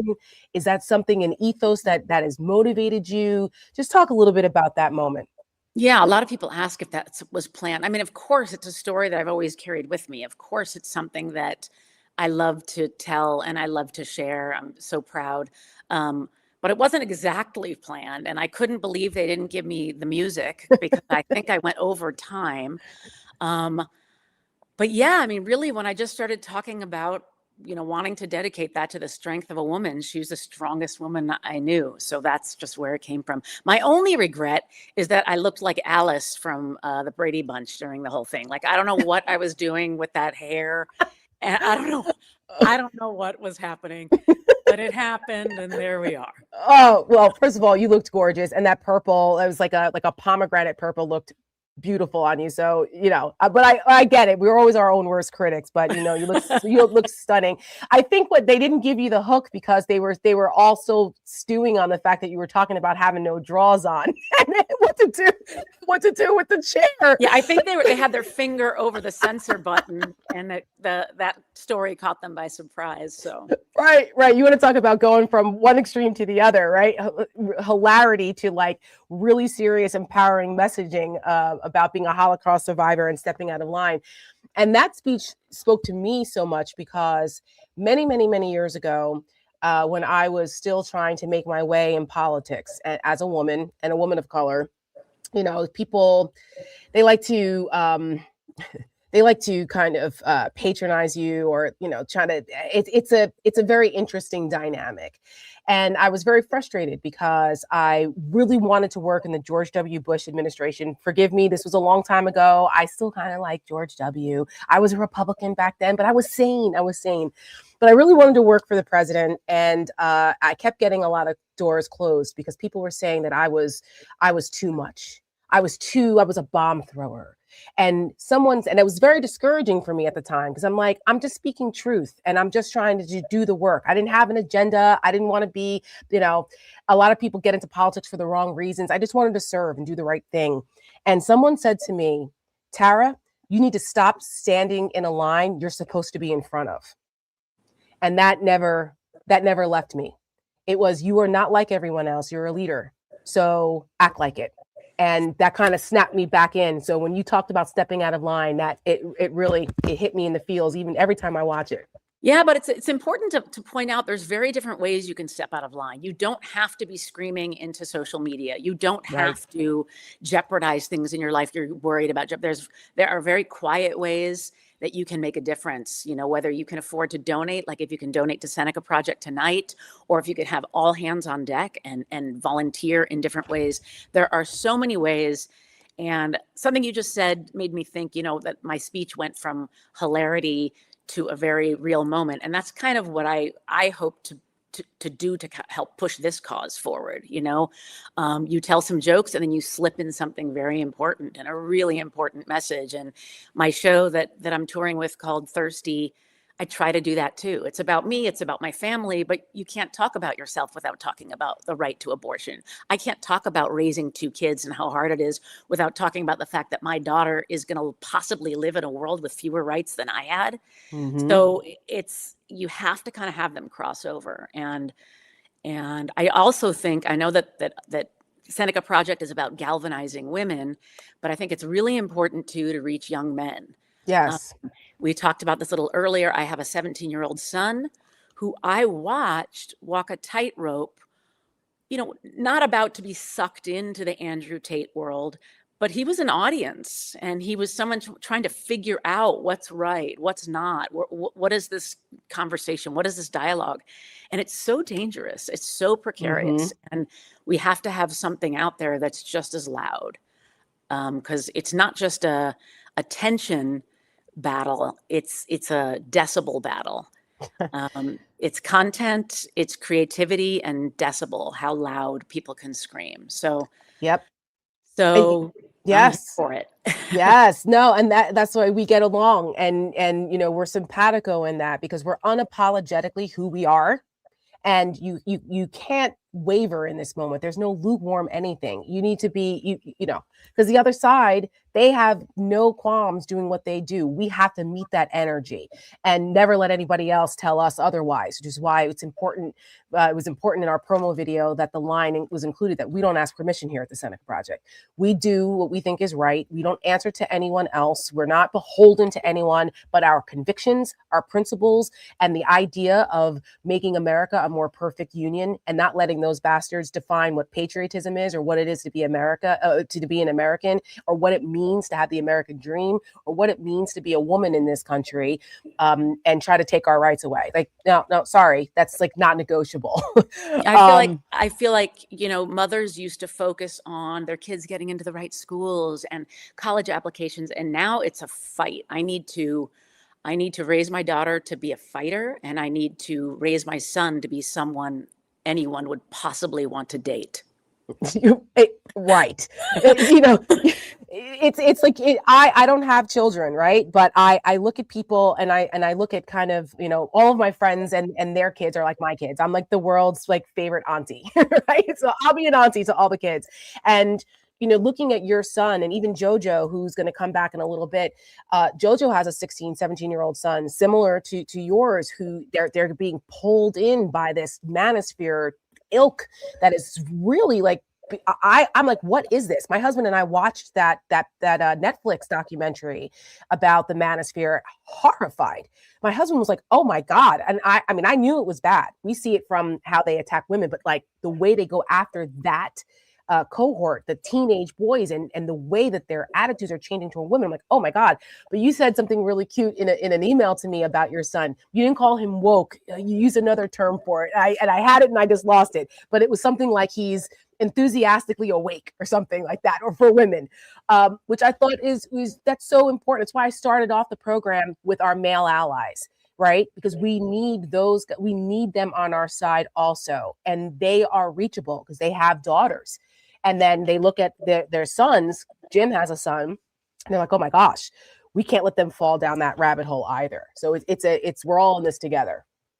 Absolutely. My son, I think came to the realization of, wait a minute, if it wasn't for this woman, I wouldn't even exist. Right. Maybe maybe this messaging is incorrect here. We are gods. We create life. So we gotta fight for our position on this planet. Yes. And that fighting is something that we do, and we do it well. And one of the things, and one of the pieces of content that we worked with you on, is something we did very early on, and it was to give homage to the Seneca Falls women who were tough broads that said, we've had it and we're not going to put up with this anymore, and we're going to start this movement. And thus the name Seneca Project came from that, from the women of Seneca Falls in 1848. And speaking of earlier, we were talking about how Mallory's grandfather did us a solid and recorded the VO for us in his closet. You did something similar for us. I did. It wasn't even my closet. Right. So you did it in somebody else's closet. in order to get it. Closet. Yes. Yeah. And this was a hero ad too. This wasn't even a rapid response. It was, it took a little more editing and stuff to put into it, but you were such a pro and we knew you'd be able to nail it. And we want to show that video because it's appropriate. Unfortunately, it still applies that we're not going to go back and we're not going to let them take any of these rights away. But this is the We Won't Go Back ad voiced over by the one and only Alex Borstein from her friend's closet.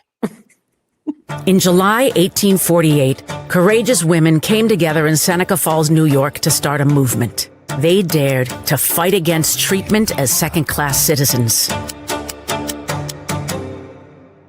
After decades of struggle, women fought and won the right to vote, to work without discrimination, to control our bodies, to even open bank accounts without the permission of a man.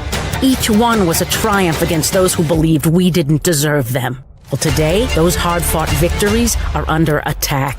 Donald Trump and his allies are determined to send us back to a time when we had no say, no freedom, no choice. I got rid of Roe v. Wade.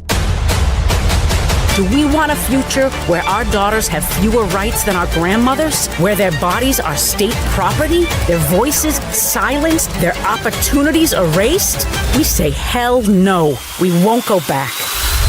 This November, we must take back what is ours for ourselves, for our daughters, and for the pioneers of Seneca Falls. It's up to us. Do you believe in punishment for abortion? There has to be some form of punishment.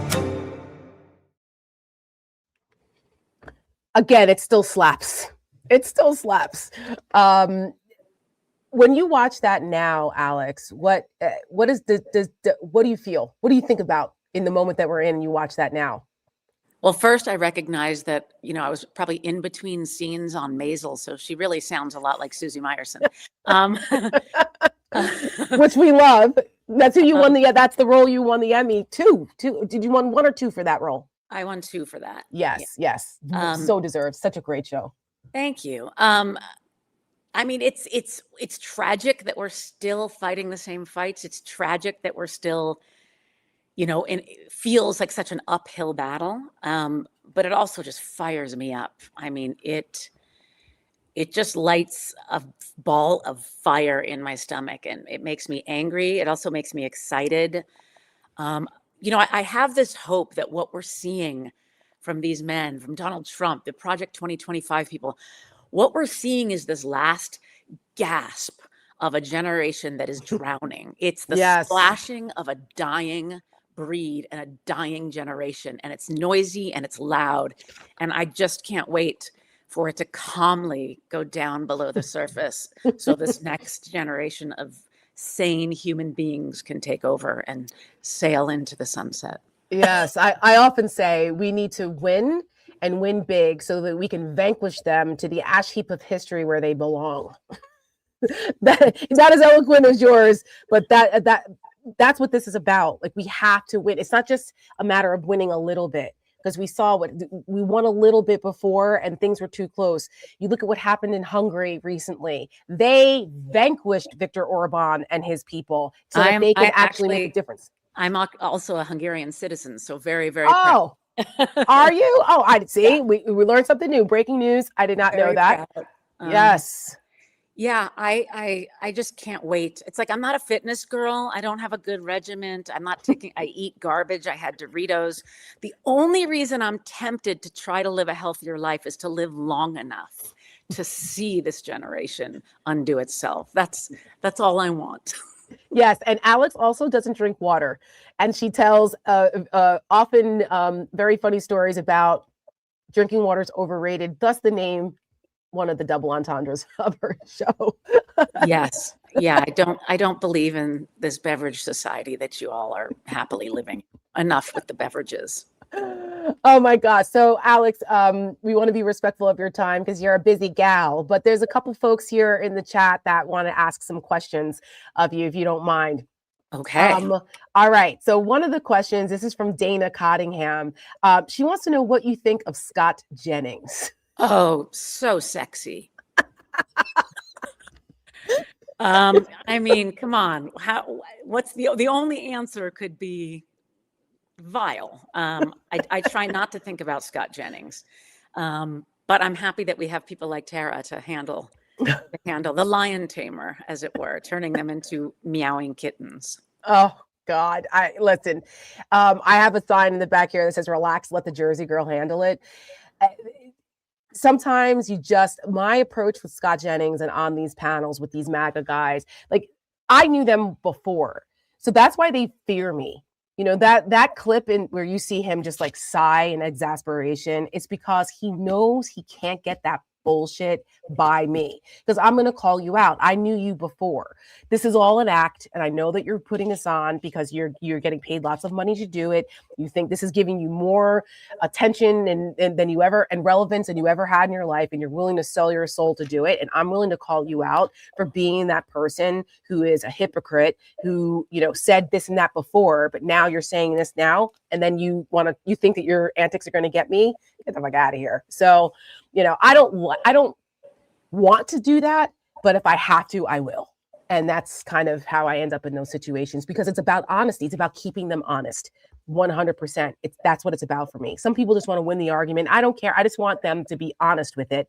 And, you know, so maybe you could fly over here and finish raising these two kids of mine. I can help you at least get them out of bed, maybe. But I don't know. I'm not a morning person. Yeah. We have another question here. Folks want to know, what was it like working on Marvelous Mrs. Maisel with other incredibly talented people like Tony Shalhoub? You know, when you work with, another reason to get involved with Seneca Project, when you work with people smarter than yourself, you work harder. When you work with more talented people, you reach the bar. You don't try to bend under it. So every time you work on that's part of the reason, I haven't jumped to do anything post Maisel, is I don't want to work on something that's not going to challenge me the way that show did, and the way that people are. There's not a lot out there that can offer that same kind of challenge, and is with the incredible writing, and the other talented people that you're working with, and just a wonderful group of adults. There was no drama. There was, we had one noisy peckerhead, but anyway. But there's always one. But really, just everyone showed up. Everyone was prepared. Everyone knew their lines. It was such a blessing, such a beautiful experience. So yeah, good question. Well, I'm so grateful to you for bringing Tony on when we did a fundraiser back in 2024, toward the end of the campaign, when we actually raised the money to produce American Girl. And Tony is such a delight, and he was so wonderful, and he supported Seneca, and so did Amy. And it was we were just so grateful for you helping to bring those folks on to support our work. I mean, it was just such a thrill to see all of you guys on the screen at the same time. We even had Mark Hamill. I mean, it was it's just, you're among giants, because you guys are so accomplished and just smart and good people. And I'm thrilled to be able to bring that to our Seneca folks, because, we are all in this together. We all put our pants on the same way. We're all fighting for the same rights here. And, we all have an origin story that is worthy of telling, that we're not going to let anybody take from us. What's nice is, a lot of people have their charities of choice. A lot of people have their projects that they're involved in, and they come to each other on the set. Oh, can you do this for me? And can you do this for me? And there was no hard sell. It's like everyone is in agreement about the Seneca Project and about women's rights and about what is wrong and what we need to fix. So it's a very easy sell to get other people involved. Well, thank you so much. And I'm so thrilled that you have remained supportive of us. And we look forward to doing more wonderful things with you. Before we go, how's your dad? I got the opportunity to meet your dad. It was his birthday. And listen, we know where you get it from. He is 91 years old, and he's still doing it. He's doing it. He's right now at his, like a home for the aged, as they say. And he is directing a play that was written by another gentleman. And it's an original piece. Like, they're amazing. He's 91 years old. So maybe he'll live to see the changes in this world that I want. Maybe I hope so. He will. Right at this rate, it's you got to love your parents. My mom is a huge influence in my life, and I always say everything good in me I get from my mom, and I so appreciate her. And to be blessed to still have your parents in your life like that, the people who are closest to you, it really truly is a blessing. So, congratulations on 25 years of Family Guy. Right, that's this year. 25 years. Right? I think it's even longer now, but yeah. Oh, look at that. Someone saw this picture and they said that I looked like a Victorian ghost. Oh my gosh. Well, as it's not fair. I did say you're small but mighty, but Seth is like 6'5", isn't he? I don't know what's going on in this picture. He must be wearing lifts because that just seems I guess I'm shrinking. I don't know what is happening. No. And is Mila Kunis that tall? No, that's not. I don't know what's going on. But I don't think I'm wearing a bra. Is this not suitable for work? I apologize. This is a theme. It seems to be. It's a theme for you. First it was the Oscars. I mean, for the Emmys, and now in the 25th. Now I think you have a bra on there now. I think so. Well, we have to burn them. Isn't that our motto? Right. That if we have to get back to that, I don't know. I mean, now I guess the kids today, it's not those types of conservative values of, we don't have to wear bras. No, we can do what we want. Everything is sheer now. If you show up to an event wearing opaque clothing, people think it's armor. It's very confusing. It's a thing. That's not, I mean, I'm all about, listen, do what you want, but you're not going to catch me in anything sheer in public, at least. All right, we'll see. Someone recorded that. Let's save it. Let's see if we'll see. That's right. Not domestically, anyway. There we go. Not domestically. Alex Borstein, thank you so much for taking the time. I will see you soon. We'll be in contact about a couple other things, and we'll see what we can do to get that son of yours to use that creativity and get him and that heart for women and women's equality. We're going to get him involved in Seneca too. I love it. Thank you. Thanks, everybody. Hopefully you can. I'm going to donate as soon as I hang up. Calm down. No. But hopefully if everyone, there's 10,000 people. If everyone gave $2.50, we'd hit it.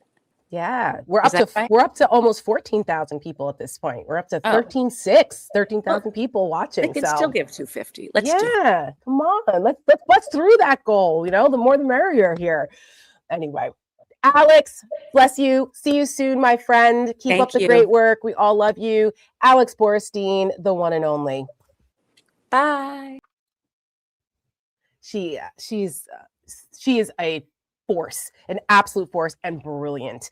Big shout out to Alex Borstein. We love her.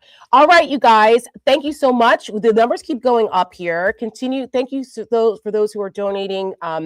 We appreciate you. Thank you for hanging out with us on a Tuesday night in the middle of all of this, getting to see more of what we do here at Seneca. If you like what we do and you want to see more of it, we need your help. We need your resources. So there's the scan me. There's the donate QR code, senecaproject.us to donate. Please help us reach our goal tonight, or maybe blow through that goal. That would be lovely. And the more you donate to us, the more work we can do and make a difference in these elections. So now I want to bring back JoJo, because JoJo, like I said, is my spirit animal and my fellow Jersey girl. And Joe, I'm going to give you a minute to say a couple things, and then I want to bring Mary in, because I think the three of us together will be a great way to end our show tonight, because again, we all, as New York and New Jersey people, have a certain fight in us, and our experiences are, we've all been through it. Oh my God. I honestly believe that expression about what doesn't kill you makes you stronger. I honestly believe in this art of kintsugi, right? Like it's this Japanese pottery where they break it and then they fuse the pieces back together with metals that make them stronger, more resilient, more beautiful. I do believe, and I know it sounds crazy, but we are in that moment right now where we have been pummeled to the ground. We are being beaten down. And you know, and I know Mary knows, and I know so many people in this chat have untold stories about how to rebuild from ashes. And I know it's hard to look at this moment as an opportunity, but in so many ways, when I see how many people are activated and interested and want to be involved, it gives me hope for the future. When I hear Alex talk about her kids, when I hear Denver talk about his, when I hear everybody on this amazing live talk about what we are leaving behind, what you are building, working towards, fighting for, it gives me hope for my kids. It gives me hope for their kids. It gives me hope for future generations, for people I don't even know. And so, like, this has been so inspiring, and it is so inspiring. And honestly, like, I say this, and I know we say this all the time, but if everybody does a little, then no one has to do it all. Yes. And Seneca makes the most incredible content that makes a difference. It moves the needle. People are so visual. They don't have time to read stuff. If you send them a video, if you share a video and they're scrolling and the algorithm's like, shit, I can't beat this thing, it keeps coming back up, then you're going to move the needle. You're going to make an impact. You're going to make somebody out there feel seen in this moment when maybe they think, why should I?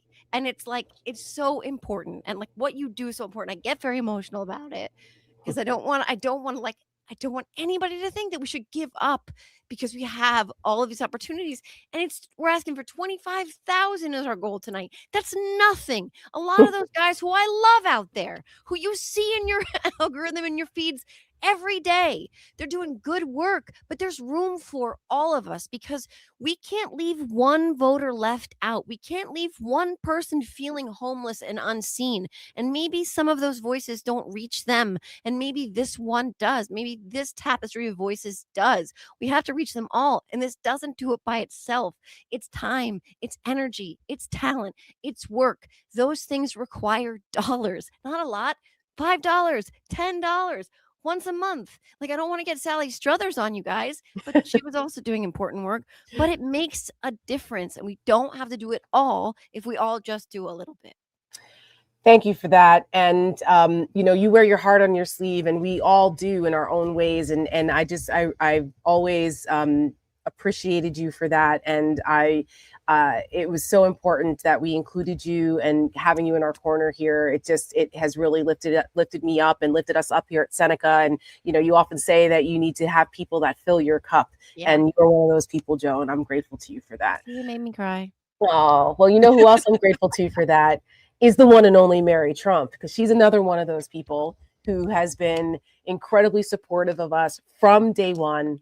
And, her fight and what she has gone through and dealing with Donald and all of, oh my God, it's just, but her book was so informative and insightful. And it really shows her book about him, and her life growing up in as a Trump it really put a lot of perspective and context into what we're dealing with here, and helps inform us on how to fight back and the type of psychology that we're working with here. But besides all of that, Mary is just a genuinely great person. She loves animals, and she's another one who wears her heart on her sleeve. And I'm just so grateful to call her a friend and supporter of Seneca.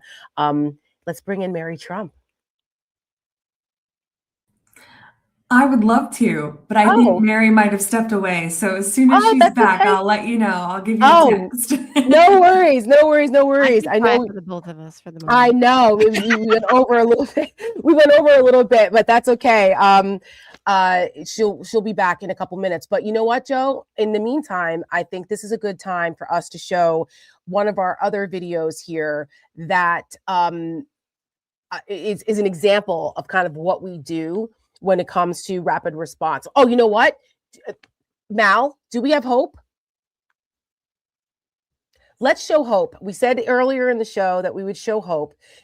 This was one of our ads that no one else did. This was the IVF ad that I saw many men shed tears over because it hit home. And this is an example of the types of messaging that we do that makes us different from others. So take a look. This is hope. It wasn't easy getting here. The loss, the heartbreak. My wife is tough, resilient. She said, we'll just keep trying. I didn't know much about IVF until we needed it. There were moments when all hope felt lost. But we finally got our miracle. From the moment I held her, I vowed to protect her. If it were up to Donald Trump and J.D. Vance, our little girl wouldn't even exist.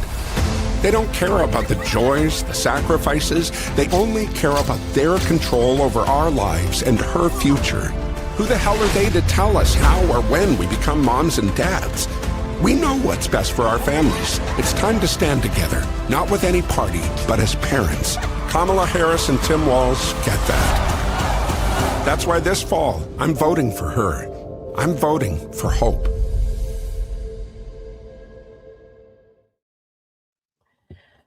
You know, that ad, that was inspired by one of my best friends who is a girl dad, an IVF dad of 2 girls. And when we were talking about this in the summer of 2024, we were like, he said, you know, we're in this too. You know, the dads, we just want to protect our wives and the moms of our children. And a lot of people forget about us. And I said, that's the hook. We need to, everybody, you know, other people are talking about, yes, for us as women, taking that right away and the options for doing that, of having a family, blah, blah. But what about the dads? And we knew that girl dads were a movable cohort, and that they would be, you know, someone that we could talk to. And how do we talk to them? This is an example of meeting people where they are. And of course, the double entendre of hope with Tim Walz's daughter, and finding out that they had a kid through IVF and all that. So it was a double entendre. But it's so important, like you said, it's meeting people where they are. And it's something that Seneca does that nobody else does. Like, they can have focus groups and they can have their, you know, polling, and there's experts and their pundits and whatever.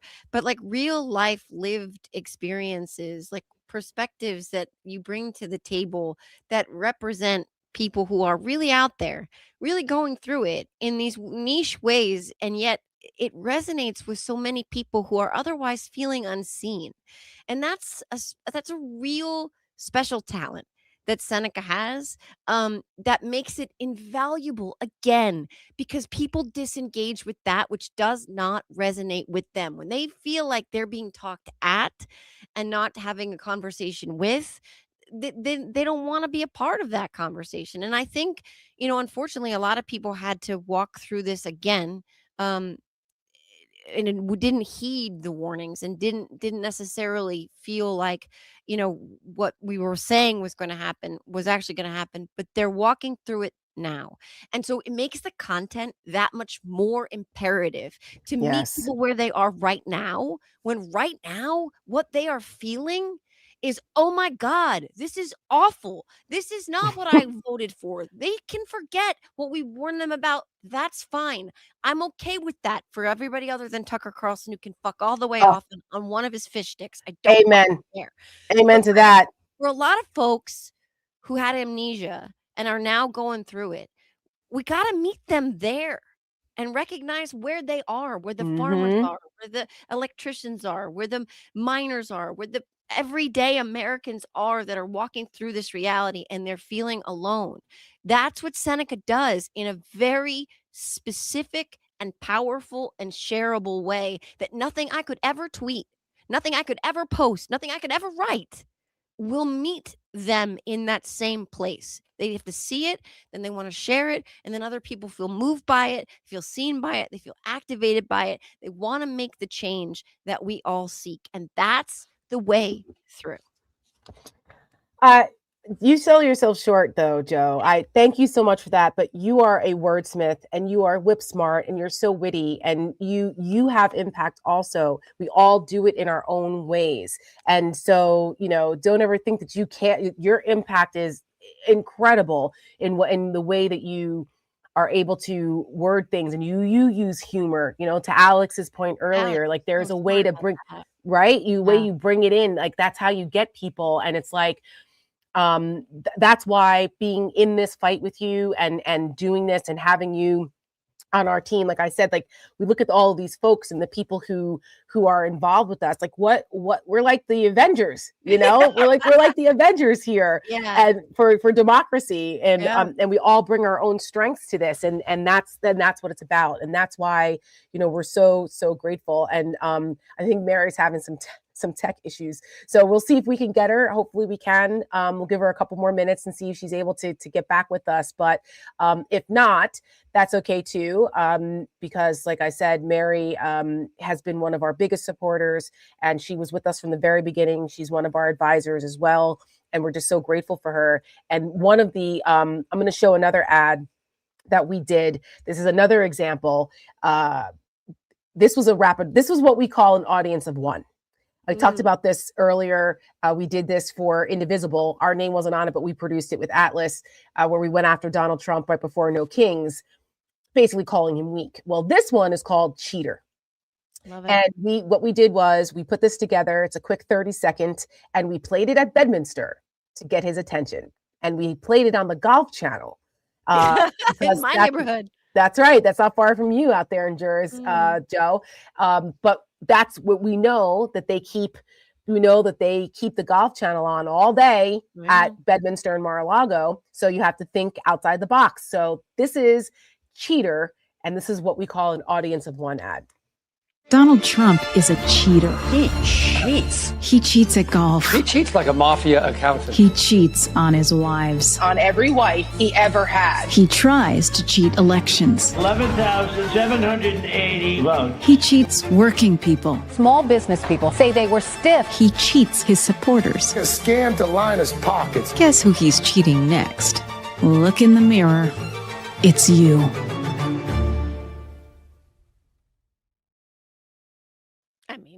It's so good. You know he saw that. And it's so good. You know. No doubt about it. No doubt about it. I mean, I was like, you know, when we were working on that and putting that script together, I was up until, it was after CNN, and we were working with the editors and like perfecting the script and all of that, because all of our ads there, everything was a collaborative effort. I work on all of them, and you know, with the editors, and so that one, it was like, how do we get him? And of course we picked the worst photos ever. He hates that fat photo of him. So that's how we make sure we show it everywhere we go. Go ahead. It just reminded me of something that Denver said at the top of this, that I wrote it down.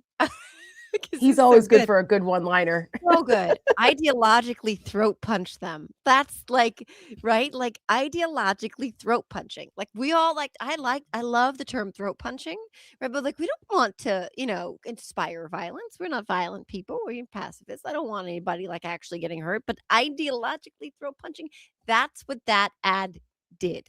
Like he's sitting on his throne, and the Golf Channel's, you know, he's probably got a bathroom with a frickin' TV in it. I'm sure he does. And you know, but here's the example, and I think Mary's with us, so we'll bring her in. The more money we had, the more we could run it. You know what I mean? Because it costs money to run it. So we would run that and just needle him constantly and make him get very upset about it. But you know, that's partially why we have to raise the funds in order to do it, so it can be seen. It's great to produce it, but we've got to make sure, you know, that folks get in front of it and it can be seen. So, but with that, let's bring in Mary. Hey guys. There she is. Hi, Mary. Hi. I'm so glad that you stayed up late with us tonight. It's been a really great night, and we've had lots of good folks, and we went a little over, and I was like, well, we want to close with Mary. So thank you for staying up with us and hanging out and bringing it for the people. Well, of course, you know, this means a lot to me. So happy to be here. Thank you. You mean a lot to me too. And Joe, have you ever met Mary? We met very briefly in Chicago at the DNC for a few minutes, and then I stalked her while Jordan Klepper was interviewing her.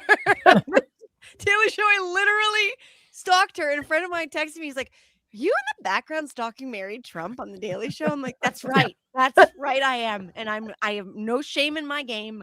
So I would love to meet her again, meet you again in the future and have a more substantive conversation where I'm not a stalker in the back of your shot. We're going to make that happen. We're definitely going to make that happen. Mayor, did you just see the cheater video? Of course. Do you agree that things like that get under Donald's skin? Well, I don't like to, at least I try not anyway to quote myself, but I mean, Jesus, I've been saying this forever, and I have to be honest that you've been doing it and Iran's been doing it. The best way, the most effective way to take him down is to mock him. Yeah. And mercilessly, relentlessly. It's not the only thing, of course, but it's an extremely important and effective weapon we have. And in 2020, I was saying to the Democrats, you cannot continue to pretend that this is normal. This is politics as usual. You have got to go straight at him and remind him, especially him, but the whole planet, sorry, I was about to swear. What a loser you can he swear. is. What a fucking loser he is. Because come Have on. you met us, Mayor? What are you doing? I know. Well, because I don't It's after 10 o'clock at night. We can swear. That's true. He's a fucking loser. And it is truly mind-boggling to me that it has taken so many people so long to get on that path, because obviously and unfortunately, thanks to 78 million deeply misguided Americans, we have to take him seriously.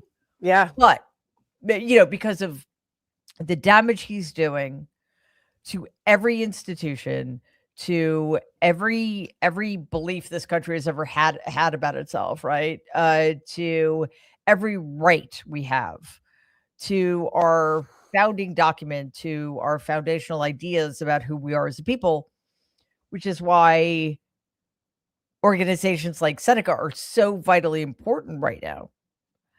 But at the same time, we have to go for his Achilles heel, and his Achilles heel is the absolute truth that he knows what a pathetic waste of space he is. He knows what a loser he is, and he needs to be reminded of that. And not reminded of that because he knows that. He needs to be reminded that we all know that at every opportunity. So that's one of the reasons that ad was so incredibly effective. And that's one of the many, many reasons that you guys watching need to donate some money to Seneca, because what we know is that these are very difficult times. Because the federal government has failed so egregiously to fulfill its obligations to the American people and to the rest of the world, dollars are scarce. There's a ton of competition for donations right now. There are unspeakable horrors being committed throughout this country and throughout the world. And I understand that it's difficult to decide where to put your money, but we have to think in the long term. It's not enough to try to stem the bleeding on a day-to-day basis. We need to get our country back. We need to get our democracy back. We need to get our media back. And in order to do that, we need to fund PACs like Seneca. We need to fund independent media to educate the American people, educate our children, and reassure the rest of the world that the majority of us in this benighted country of ours is still on the right side of things. And you're so right about that, and why it's important for people to listen to you, and because you've lived this. You know, you understand Donald Trump better than almost anyone because you grew up around him. You had firsthand experience with him. You understand, you have a PhD, you understand the psychology, you're dealing with someone like him.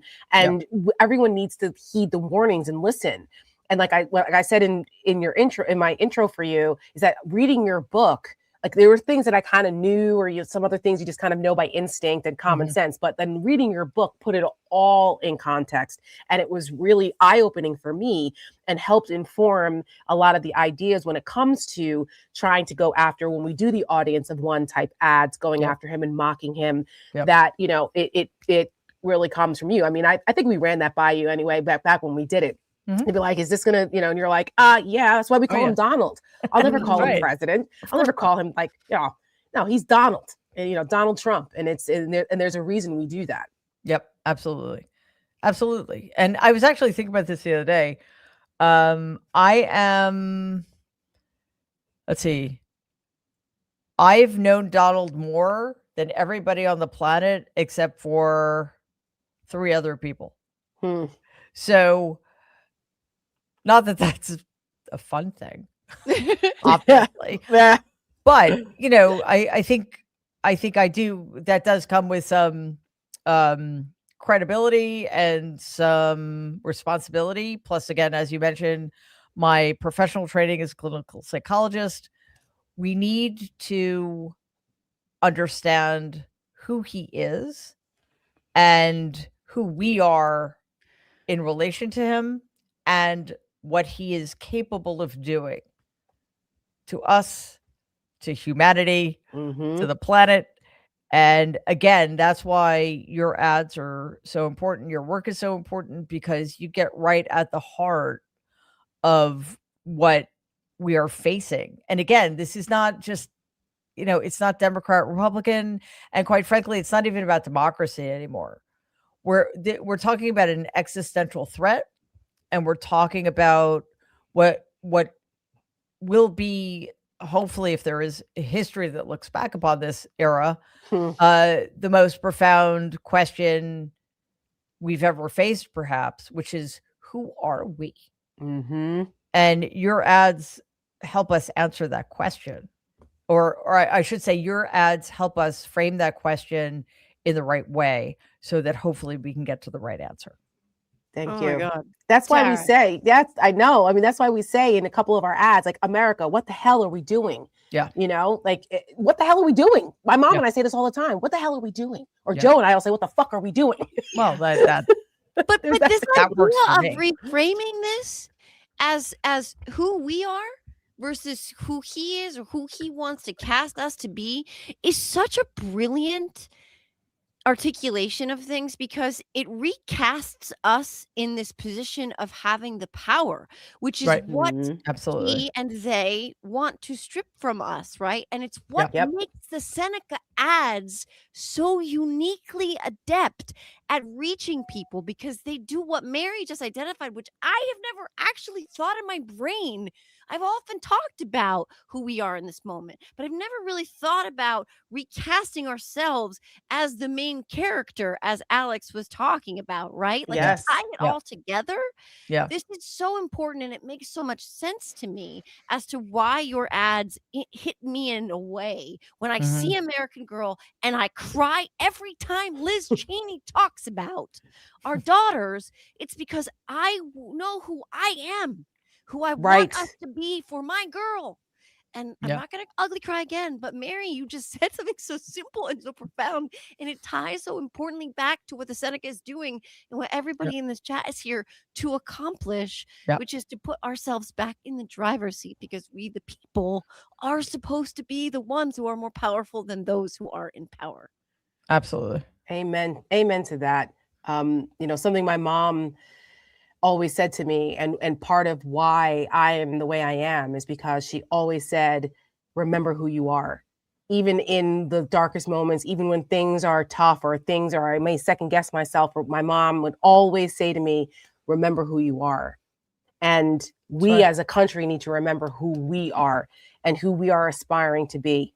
You're right, that comes through in our Seneca ads, because that is the the position from which we come from. What do I always say, guys? You guys know me. We're all very good friends, and we all we all talk all the time. We know each other really well. I always say that I'm not going to let these bastards just define who we are and what patriotism is. They don't get to do that. That's right. And when you come from that position of knowing that we are in the moral and principled right position, we are actually the American dream. We are actually what makes America great. They actually hate what makes America great. Mm-hmm. The irony of their phraseology, the phrases that they use, it's always the opposite. Yeah. So we need to act like it. And that's what we try to tell Democrats to do too. They need to learn how to embrace that and act like it. Act like you want to win.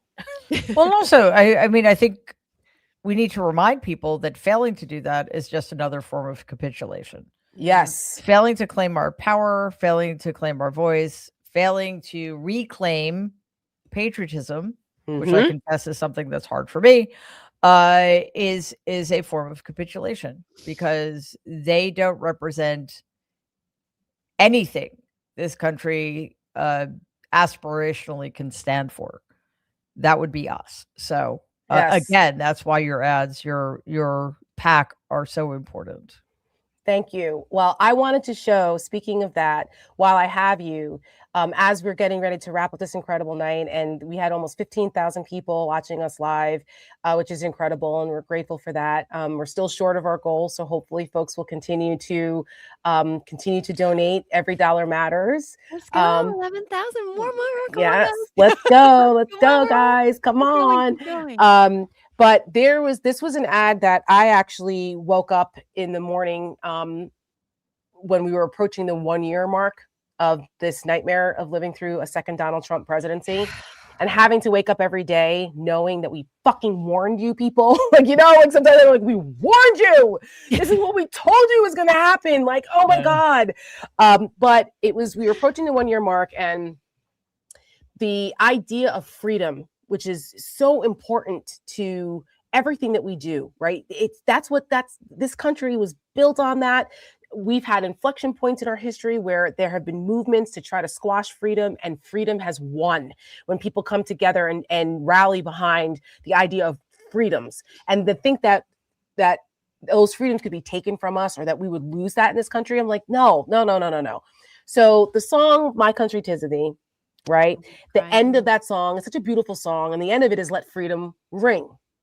But I said, let freedom win. I just woke up with that phrase that freedom has to win, and it can if we all come together.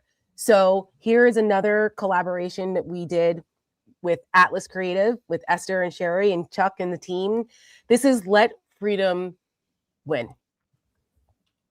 My country 'tis of thee,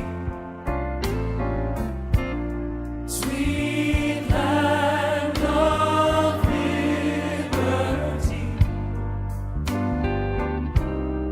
of thee I sing, and where my father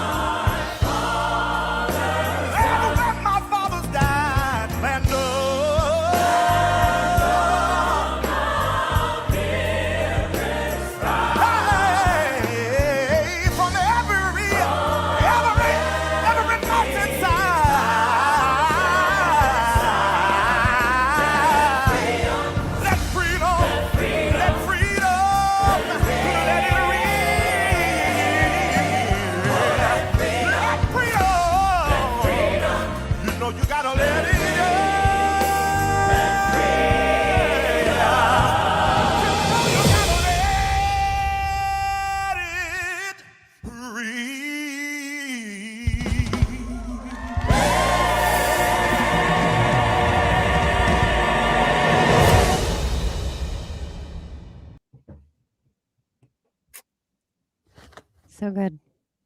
That one gets me in the feels too, because, you know, that what this country represents means so much to all of us, and we have to. And Mallory, when we were talking through this, she was like, you know, because I was like, we need to. I'm always big on threes, you know. I'm like, we need to let freedom. We have to end on let freedom win, but like let freedom. It has to endure. And she's like, yes, it has to inspire. And we're like, yes. So you know, that was a two-parter, right? The beginning was the horrors of what we're doing, and then you say enough is enough, and this is who we are. To your point, Mary, we are. That's who we are. And we're not going to let them take that from us. So we have to let freedom win. Yeah. Although, I mean, I think it is not quite yet who we are. Right. Well, it's aspirational to be. Yes, absolutely. And simply because I think it's important for us, at least a majority of people in this country, to acknowledge that we've not done enough to fulfill those aspirations, and that we are in the mess we're in because we have become complacent, and we have not taken this seriously enough, and we have not acknowledged our own share of responsibility in what we have become. So now is the time for us to take that responsibility and to make sure that we define going forward who we are, who we want to be, who we can become, and make sure that everybody is an equal participant in that endeavor. 100%. And as we close tonight, just an incredible evening to share with all of you guys, some of my favorite people in the world. I just want to take the time to thank everyone who hung out with us and spent the time with us tonight, all of the supporters, all of those of you who did donate. Thank you so much. Thank you to Jim Acosta and Denver, you know, our favorite girl dads, and Marcus Flowers, another girl dad. And, you know, we just appreciate Alex Borstein bringing her fierce talents and support of us, and it's being an inspiration to all of us, and to our editors, and getting an opportunity to introduce you to some of our editing team with Atlas and Esther and Sherry and the guys and Chad, and of course for Mallory on the back end there, being my right hand through all of this as we build and scale up to win. We have to win in 2026. And Mary and Joe, thank you guys for hanging out until 10:30. We went a little over, but we appreciate you. It's late on a Tuesday. I appreciate you both. Mary, I will talk to you later. We had an opportunity to hang out last weekend. Mary also got a chance to experience some good Virginia wines and the Virginia country and relax a little bit, her and her wife and her wonderful friend Tanya. We will do that again soon. Absolutely. Mary Trump, thank you so much. Parting words from you and Joe before Mallory and I wrap this up. Again, Seneca Project is an extraordinary organization run by extraordinary people. It deserves your attention. It deserves your donations. We are at an inflection point. This country is on a precipice, and it's very difficult to explain just how dark the times will become if we don't get ahead of this. And Seneca is leading the way. Tara's leading the way. Her team is leading the way. So please give what you can, because their work is vitally important to the project at hand, which is, and I know this is going to sound hyperbolic and it might sound melodramatic, but if you're paying attention to what's going on in this country, in this world right now, you will understand that is an actually reasonable description of where we are. Everything is at stake here. The future, not just of this country, not just of who we choose to be as a people, but of humanity is at stake. And anybody who is not on board with that is either lying to you or is deluding themselves. So please understand the moment in which we are living. We are living through history, and it is up to us to change the trajectory we are currently on. And one way to do that, a simple, easy way to do that, is to support organizations like Seneca. Thank you, Mary. Thank you so much. We love you. We are grateful that you're in this fight. It has not been easy for you. It hasn't been easy for any of us, but it's there is a price to pay for doing the right thing. But I'm so honored to have you on our side and to be in this fight with you. It's important to have your people. And so thank you. It is indeed. Also, thank you for being one of my people. I've got to get going, but everybody, please, again, donate. And I will see you all next time. Yes. Thank you, Mayor. Bye, Mary. All right, Joe. Mal, come on in and take us home. Joe, you get you get your words, and then Mal's going to take us out of here. I love you guys so much. And I want to say something. Mary Trump is so profound and so brilliant. And she just has a way of distilling things and saying things in such with such clarity and brilliance. But the quote that I just keep coming back to is in Kamala Harris's concession speech when she said, "Only when it's dark enough can you see the stars." And what Mary was just talking about this moment, we all know the moment we're living in. Like even Dave Chappelle's talking about the moment we're living in. And even if when he's concussed, when he's not trying to suck his own penis, Joe Rogan knows the moment we're living in. Sorry to borrow some of it. Only took us till 10:30 for Joe to come on out.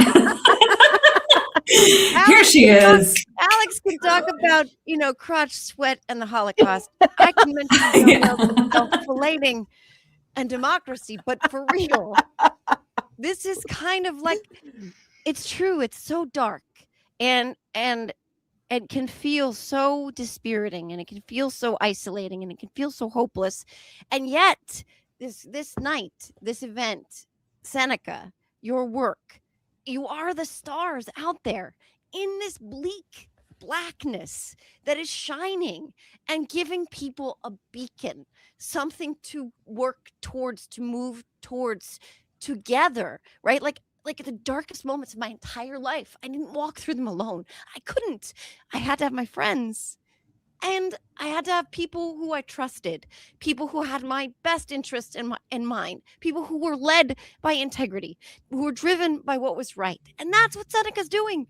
And I'm ugly crying again, even though I talked about Joe Rogan sucking his own dick. I'm just crying because, like, that's I'm reading the comments, but like for real, like we have to mock him. To Alex's point, that is the antidote to authoritarianism. We cannot capitulate, to Mary's point, and we have to take our power back to what Seneca is doing. So that's it. That's all I wanted to say, and I'm glad I got people to laugh while I'm crying somehow. Yes, because laughter is good like medicine, and we try to balance it because you have to stay sane. This is why we love you, JoJo from Jers. Love you guys. Thank you, my dear. I will talk to you later. Have a great night. You too. Bye, Joe. Thank you, Joe.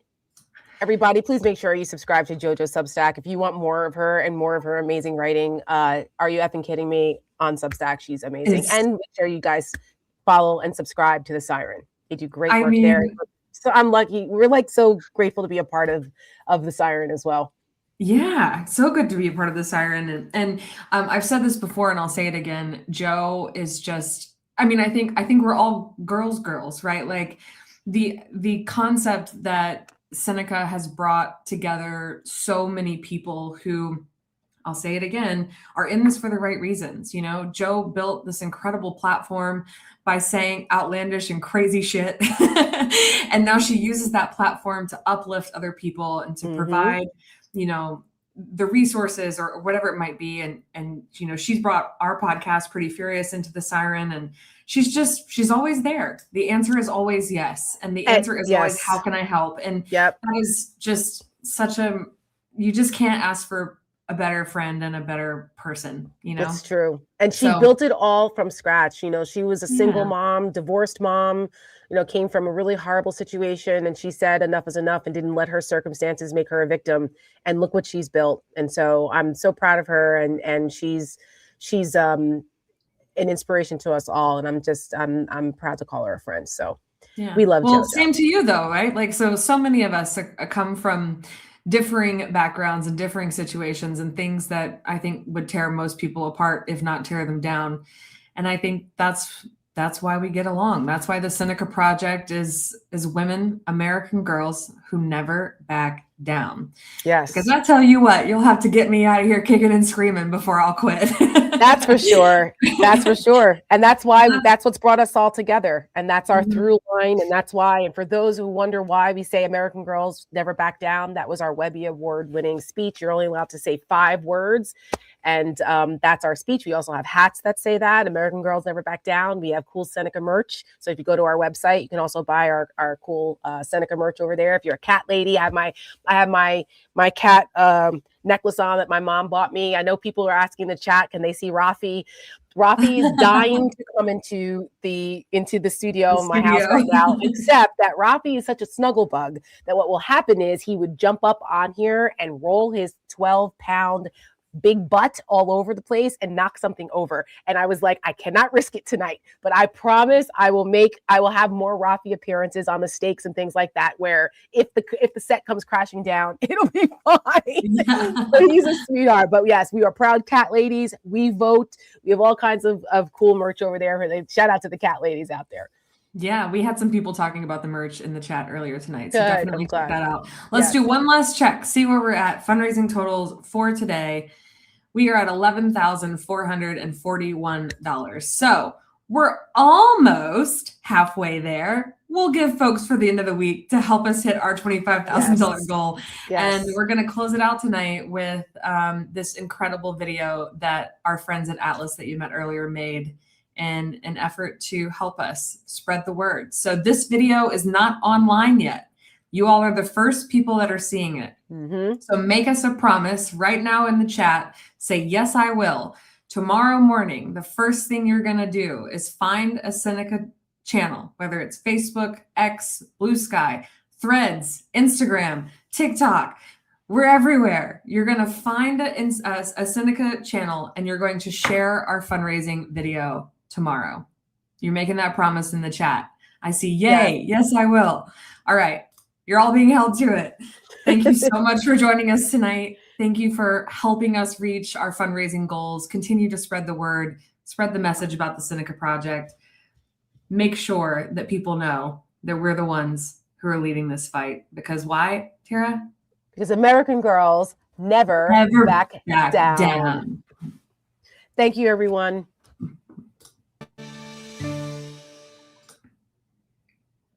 No. He violated his oath of office. You know who said that? You did. But why can't you just acknowledge that what Donald Trump said this morning was abhorrent and that no president should ever threaten annihilating a civilization? Why can't you just acknowledge that?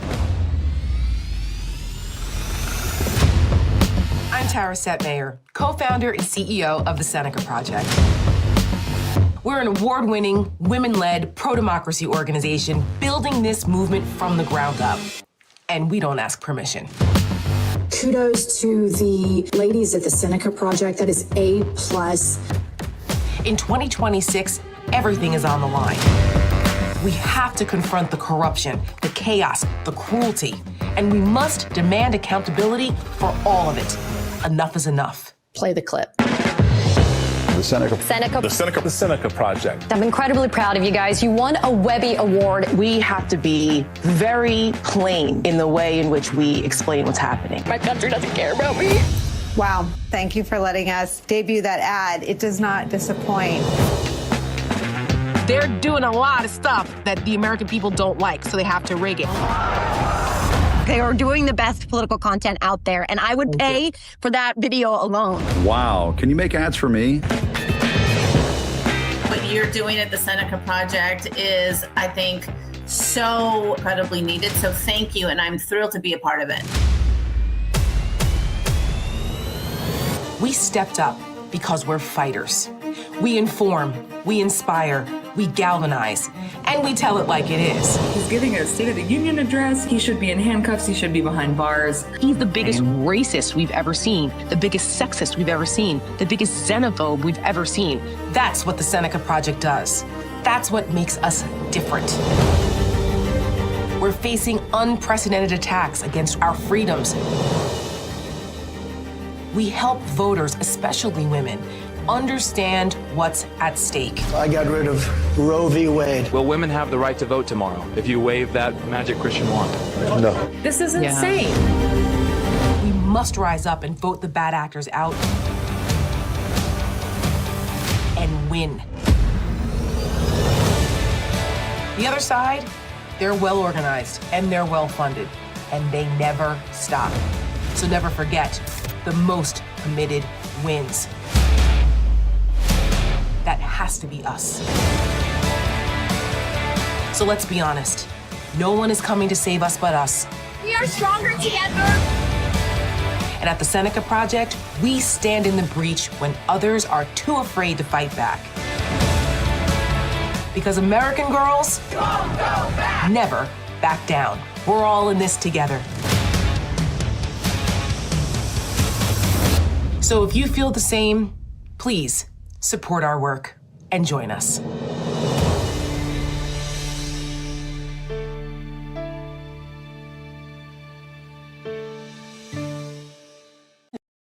Women's suffrage is a long story of hard work and heartache crowned by victory. Was it so hard being an American girl? Women throughout the country are committed to winning these rights for themselves. Was it so hard living in a first problem world? I'm Connie Chung, CBS News, New York. When the American promise is the land of the free, but I'm waiting for the bill for the air that I breathe. Was it so hard being an American? I do. I pray that we all remember our children are watching. Every heart beats true for the red, white, and blue. Tell me, girls, what are we gonna do? Every heart beats true for the red, white, and blue. Tell me, girls, what are we gonna do? Every heart slows to all the white and American girls. What are we gonna do? Every heart. While I may be the first woman in this office, I will not be the last. Every heart beats true for the red, white, and blue. Tell me, girls, what are we gonna do? It wasn't easy getting here. The loss, the heartbreak. My wife is tough, resilient. She said, we'll just keep trying. I didn't know much about IVF until we needed it. There were moments when all hope felt lost. But we finally got our miracle. From the moment I held her, I vowed to protect her. If it were up to Donald Trump and J.D. Vance, our little girl wouldn't even exist. They don't care about the joys, the sacrifices. They only care about their control over our lives and her future.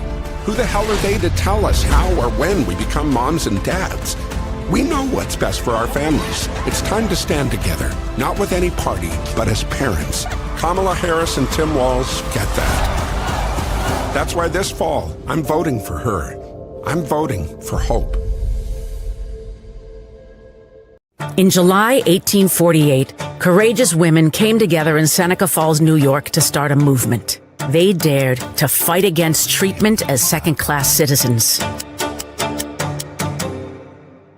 After decades of struggle, women fought and won the right to vote, to work without discrimination, to control our bodies, to even open bank accounts without the permission of a man. Each one was a triumph against those who believed we didn't deserve them. Well, today, those hard-fought victories are under attack. Donald Trump and his allies are determined to send us back to a time when we had no say, no freedom, no choice. I got rid of Roe v. Wade. Do we want a future where our daughters have fewer rights than our grandmothers? Where their bodies are state property? Their voices silenced? Their opportunities erased? We say hell no. We won't go back. This November, we must take back what is ours, for ourselves, for our daughters, and for the pioneers of Seneca Falls. It's up to us. You believe in punishment for abortion? There has to be some form of punishment.